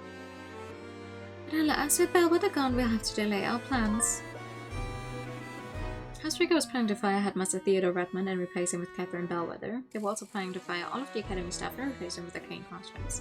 This was supposed to be kept a secret, but according to Jan, Bellwether revealed his plan to the headmaster during a meeting a few weeks ago. Hi, Boom! So, we heard that Arya took your rapier as evidence for the case? Can you believe her? She still won't give it back to me. My father will have my head if I can't get it back soon. How did it even become a part of the investigation anyways? I don't know. Arya won't tell me anything. I swear if that necromancer was the one who stole it, I'll execute him myself. So, someone did steal it from you? Yes, from right out of my room. When did this happen? About a few weeks ago. I noticed when I came back from one of my classes. Someone removed the rapier from its display case in my room. How did they get into your room in the first place? Do you think someone used magic to teleport past the door? Please, I'm a master of conjuration magic. If someone attempted that, my enchantments would have shunted them out. It means a thief came through one of the doors or windows. I bet it was a necromancer. I'm sure a street child like him just knows how to pick a lock.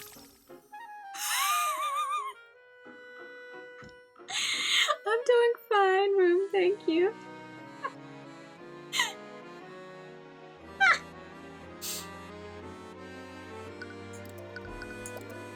I heard that you're one of the Academy's top students. Your grades must be amazing. Of course, as an inheritor of House Frege, my grades are impeccable. It's good to have my greatness recognized. That's strange. You didn't see anything contradictory through the eye this time. I think we should towards Celeste to continue passing her. Oh, what kind of magic do you study here? You must be joking. I study magic from the School of Conjuration. Just like most members of my house. School of Conjuration? That's a type of magic that specializes in spatial manipulation and teleportation, right? Yes, I consider myself quite the expert in that field. Why, the Crown Prince himself has asked for my assistance in a research study. It's nice to work with someone of my caliber. Again, you don't see any thoughts that contradict what she's saying. Doesn't mean she's not lying. If she's smart enough to get the Crown Prince's attention, why would she be cheating? You said something about my wayward relative before? Were you talking about Arya? Oh, I'm terribly sorry if I offended you. But I'm sure it must pain you to see the way she's been acting lately. Yes, it's been extremely hard. Hang in there, Celeste. You know that she even interrogated me about the murder yesterday? Can you believe it? A steel wind running around a crime scene like a common night. If I tried something like that, my father would disown me. Has an ability not approve of Steven becoming a prosecutor? You always thought it is strange. What is motivating her to do this? Honestly, she probably thinks she can do anything just because of her betrothed. Asa deserves better. Oh, who? Celeste's eyes perk up upon hearing this. You'd be lying if you weren't also curious about who this Aster is. But you should have a stern look that tells her to stay focused. You can't risk blowing your cover for some thoughts that... Also, if we're actually a relative, we would know about her being betrothed to someone. You have an arcane construct in your room. I thought they only had them in the library in the locker room. This construct was a gift from my house von Sanctus. I have to say, they're quite convenient to have around. No, only us. They look really cool. Maybe I should get one. You should. A construct would be far more useful than this attendant of yours.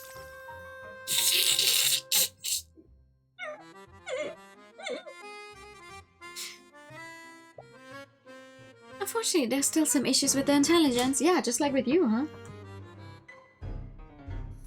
I think your intelligence is also a lost cause.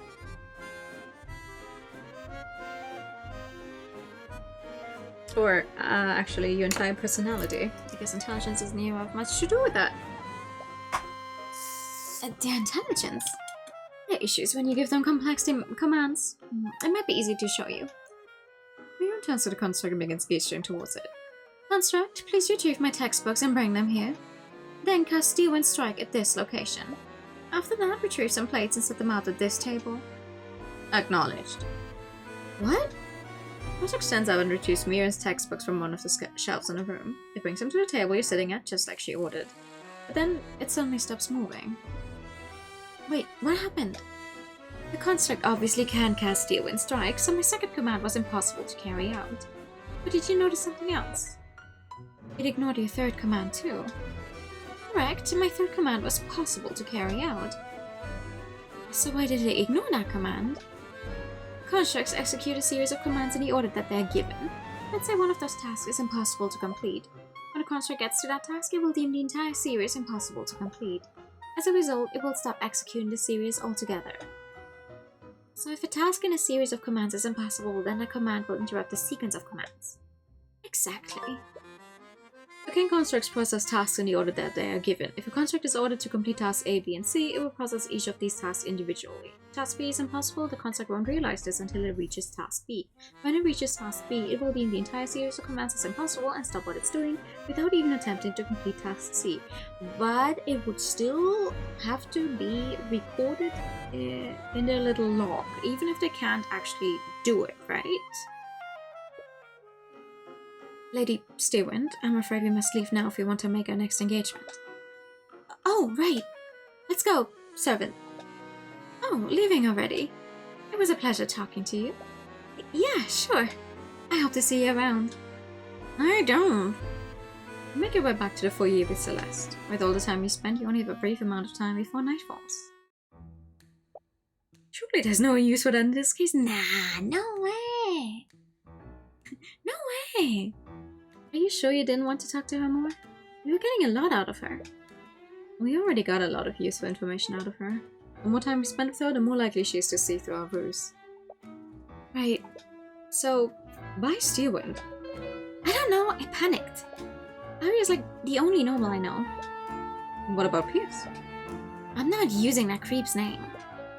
Oh, hopefully Steelwind doesn't mind us borrowing her name. And we got her statement on what she saw that day. That's also what she said about the rapier. I bet she was lying when she said it was stolen. She was probably trying to establish an alibi. I'm not so sure. How do you say that? Doesn't it feel too obvious? If she was lying about the rapier being stolen, that would imply that she planned all of this in advance. But if she had to choose a murder weapon, why would she choose something that literally has her name on it? I'd understand if the murder was a spur-of-the-moment decision. She might have just used something nearby in this case.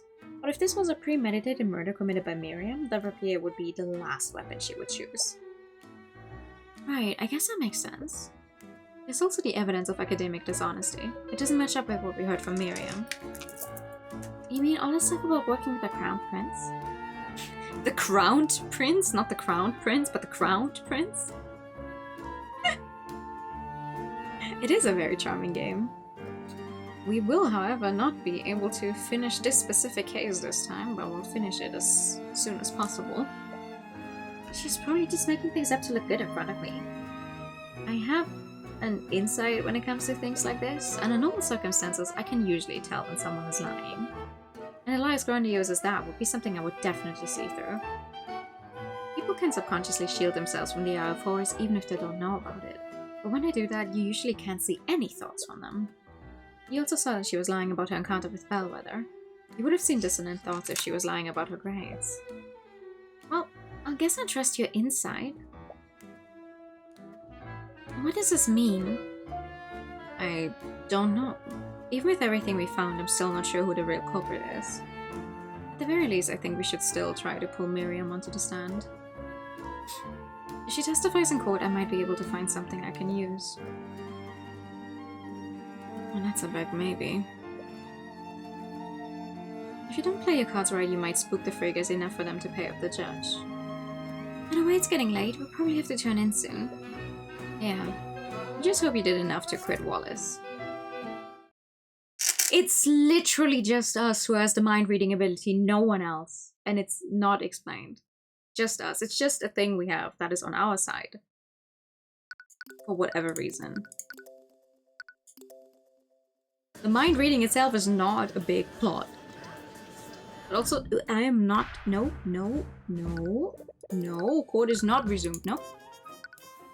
Court is not resumed. How do I get back to the main screen? There we go. Court is not resumed. Court will resume next week. I'm the real judge, and I judge This stream to be over for tonight because I sadly have to go work. We did try finding out more about our ability, but they don't have anything on that. You got Leona. Oh, thank you. Kabam! Thanks, Susu. No, thank you for coming. We will definitely get through this case next time. I'm gonna post a schedule in a bit, but Wednesday or Thursday. It's gonna be a Wednesday or Thursday stream. I don't know. It's gonna be a little dependent on how this week goes. But yeah, it's basically just a repeat of this week. So more of this game on Wednesday or Thursday. I'm gonna put it in one of the days on the schedule and then we'll see which one actually works out. And then more Tavern Talk on Friday, though I don't think we'll actually finish that one yet. I think that's a little longer still. And then hopefully finish up Lost Judgment on Saturday, and then even more of this game on Sunday basis. How Long to Beat has people entering like something between 20 to 30 hours. So with me reading everything out loud, I think it's gonna be quite a while longer. It has 5 cases. We barely made it through the entire first case in one stream. We are not making it through the entire second case in one stream. So, we'll see how that's gonna go. It is definitely very interesting so far. I like the abilities we're getting. I like where the case is going. Where the cases are going. There we go. But yeah, that's gonna be it for tonight. Since we had a bunch of necromancy and magic, I'm gonna send you guys over to you, who is playing Necrobarista, which is a fun game. It has been a long time since I've played that. Nu is small, that's it. That's me. Nu is also ending stream right now. Thank you so much for coming by tonight. I'll see you all hopefully soon. Have a great rest of your Sunday. Good night. And bye-bye. Bye-bye.